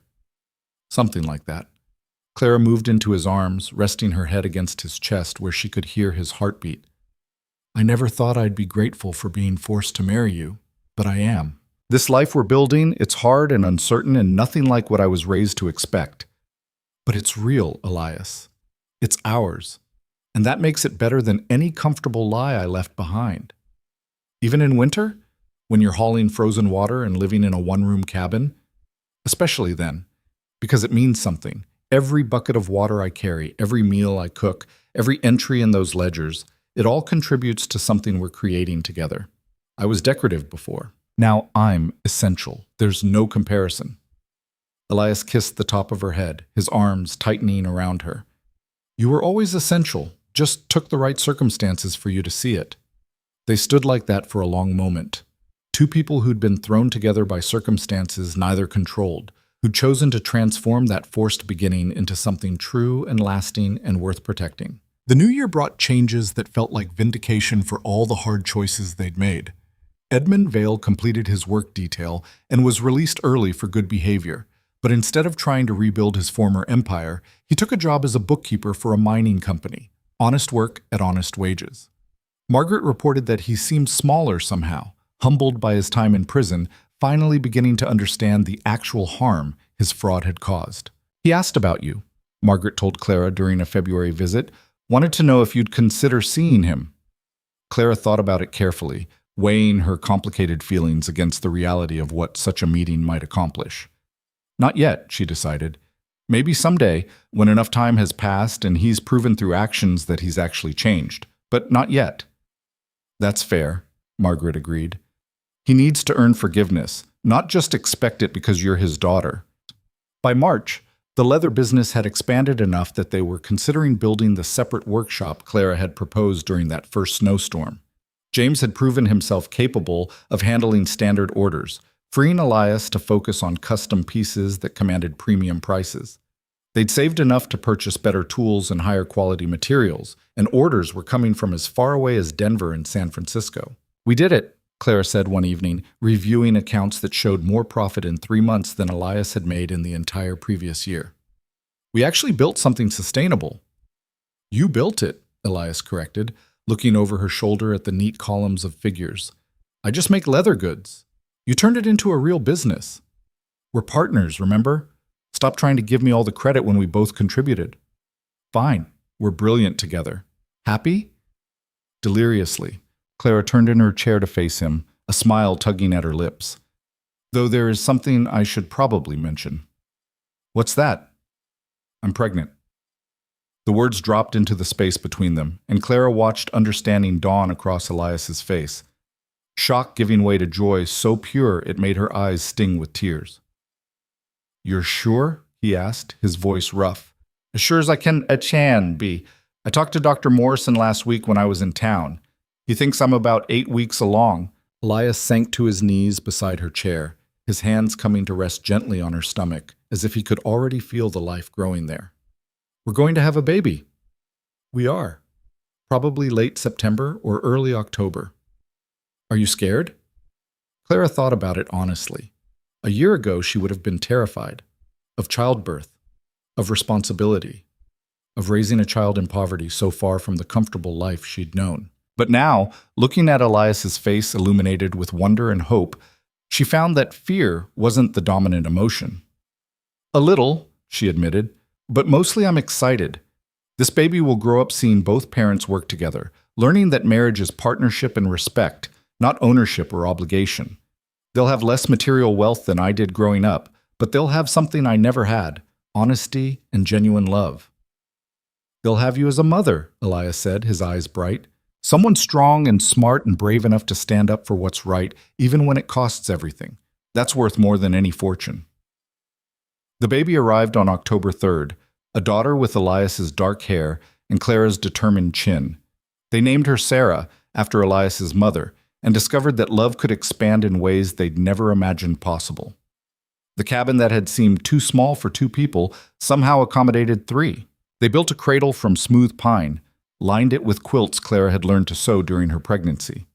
The business continued thriving, with James now managing most of the day-to-day work, while Elias focused on the specialized pieces and Clara handled accounts during Sarah's naps. Edmund Vale met his granddaughter when Sarah was 2 months old, holding the baby with trembling hands while tears streamed down his face. "She looks like you did," he told Clara, his voice breaking, "when you were born." Same determined expression, like she already knows exactly who she is. "She'll grow up knowing her grandfather made mistakes," Clara said, watching her father carefully. "But also that he took responsibility for them and tried to make amends. That's important, understanding that people can change if they're willing to do the hard work." "Have I changed enough?" Vale asked, looking at her with an expression that held genuine humility. "Enough that you might forgive me someday?"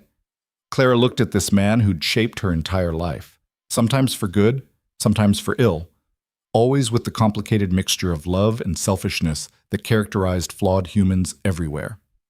"You're working an honest job," she said slowly. "You paid back everyone you stole from. You accepted punishment instead of running. Those are meaningful changes, and I see them." She paused, choosing her words carefully. "But forgiveness isn't something you earn once and keep forever. It's something you earn every day by continuing to choose better. So, ask me again in a year and we'll see where we both are." Vale nodded, accepting the conditional nature of her answer. "That's fair. More than fair, considering what I put you through." He left with a promise to visit again, to try to build a relationship with his granddaughter based on who he was becoming rather than who he'd been. Clara watched him ride away, not in an expensive carriage, but on a modest horse, wearing clothes that showed honest wear, and felt a complicated mixture of grief for what had been lost and hope for what might still be built. The years that followed brought the kind of gradual, steady happiness that comes from daily choosing partnership over selfishness, honesty over convenience, growth over stagnation. The leather business continued expanding until they employed 4 apprentices and had customers throughout the Western Territories. Clara's business acumen became known widely enough that other small operations sought her advice on pricing and expansion. Sarah grew into a bright, curious child who spent mornings helping her mother with accounts and afternoons learning leathercraft from her father. She knew her grandfather's story, knew about the crimes and the consequences, but also saw him regularly as he continued his slow work of redemption. By the time Sarah was 5, she loved him simply as the grandfather who visited and told stories and always brought candy, unaware of the complicated history that had brought them to this point. Edmund Vale never regained his former wealth or status, but he found something more valuable: the respect of people who knew his full story and chose to give him a second chance anyway. He and Margaret lived modestly, occasionally visiting the cabin where their daughter had transformed forced marriage into genuine partnership. One evening, 7 years after that terrible wedding day, Clara and Elias sat on the porch they'd built onto the cabin, watching Sarah play in the yard while the sun set over the mountains. The cabin had grown over the years. A second room added, glass in all the windows, a proper wood floor. But it was still fundamentally the same small home that had witnessed their transformation from strangers to partners to lovers to parents. "Do you ever miss it?" Elias asked, his hand finding Clara's in the familiar gesture that had become second nature. "The life you had before?" Clara thought about the mansion on the hill, the servants and the parties, and the illusion of security built on her father's lies. Then she looked at Sarah laughing as she chased chickens around the yard, at the workshop where honest work created honest profit, at the man beside her who'd given her space to become herself instead of trying to mold her into something convenient. Not even for a moment, she said truthfully. That life was beautiful on the surface, but it was hollow underneath. This life is hard and uncertain and nothing like what I imagined. But it's real, Elias. It's built on truth and work and love. And that makes it beautiful in ways the other life never was. Even though it started with your father forcing you into marriage with a poor farmer? Especially because of that, Clara turned to face him fully, wanting him to understand the depth of what she felt.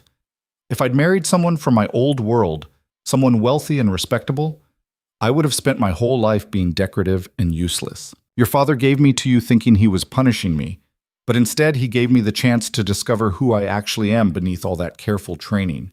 He gave me you, and you gave me the freedom to become someone worth being. Elias pulled her close, kissing her with the comfortable passion of partners who'd weathered storms together and come through stronger. When they pulled apart, Sarah had abandoned the chickens and was running toward them, her dark braids flying. "Mama, Papa, look what I made!" She thrust a piece of leather toward them, a crude bookmark, stitched with uneven but enthusiastic stitches. "For your ledgers, Mama." Clara took the gift, her heart swelling with pride and love. "It's perfect, sweetheart, absolutely perfect." As the sun dropped below the mountains and the Montana sky blazed with color, Clara Redstone, once Clara Vale, once a terrified girl in a wedding dress, held her daughter and her husband close and felt the profound satisfaction of a life well lived. Not the life she'd been raised to expect, but the life she'd chosen to create from the ruins of her father's schemes and the unexpected gift of a forced marriage that had become the truest love she'd ever known. The poor farmer and the disgraced bride had built an empire of their own, not of money or status, but of honesty, partnership, and the revolutionary idea that marriage could be a choice renewed every day rather than a transaction sealed once and endured forever. And in the gathering darkness of a Montana evening, surrounded by everything that mattered, Clara knew with absolute certainty that she'd won something far more valuable than her father had ever possessed: a life built on truth, a love earned through shared struggle, and the unshakable knowledge that she was exactly where she was meant to be. The wedding dress hung long forgotten in a trunk, white silk yellowed with age and neglect. But the woman who'd worn it had been reborn into something stronger, something truer, something that couldn't be bought or sold or forced into existence. She'd been transformed by love, by hardship, by the courage to stand up for what was right, even when it cost everything. And she'd transformed everything around her in return. A man who'd believed himself unworthy of love, a business that had been barely surviving, a community that had lost faith in justice, and ultimately, a father who'd lost his way and was slowly finding it again. This was the real victory. Not perfection, but honest progress. Not comfort, but meaning. Not the life she'd been promised, but the life she'd earned. And as stars emerged in the vast Montana sky above their small cabin, Clara Redstone smiled and held tight to everything that truly mattered, grateful beyond words for the strange and painful path that had brought her home.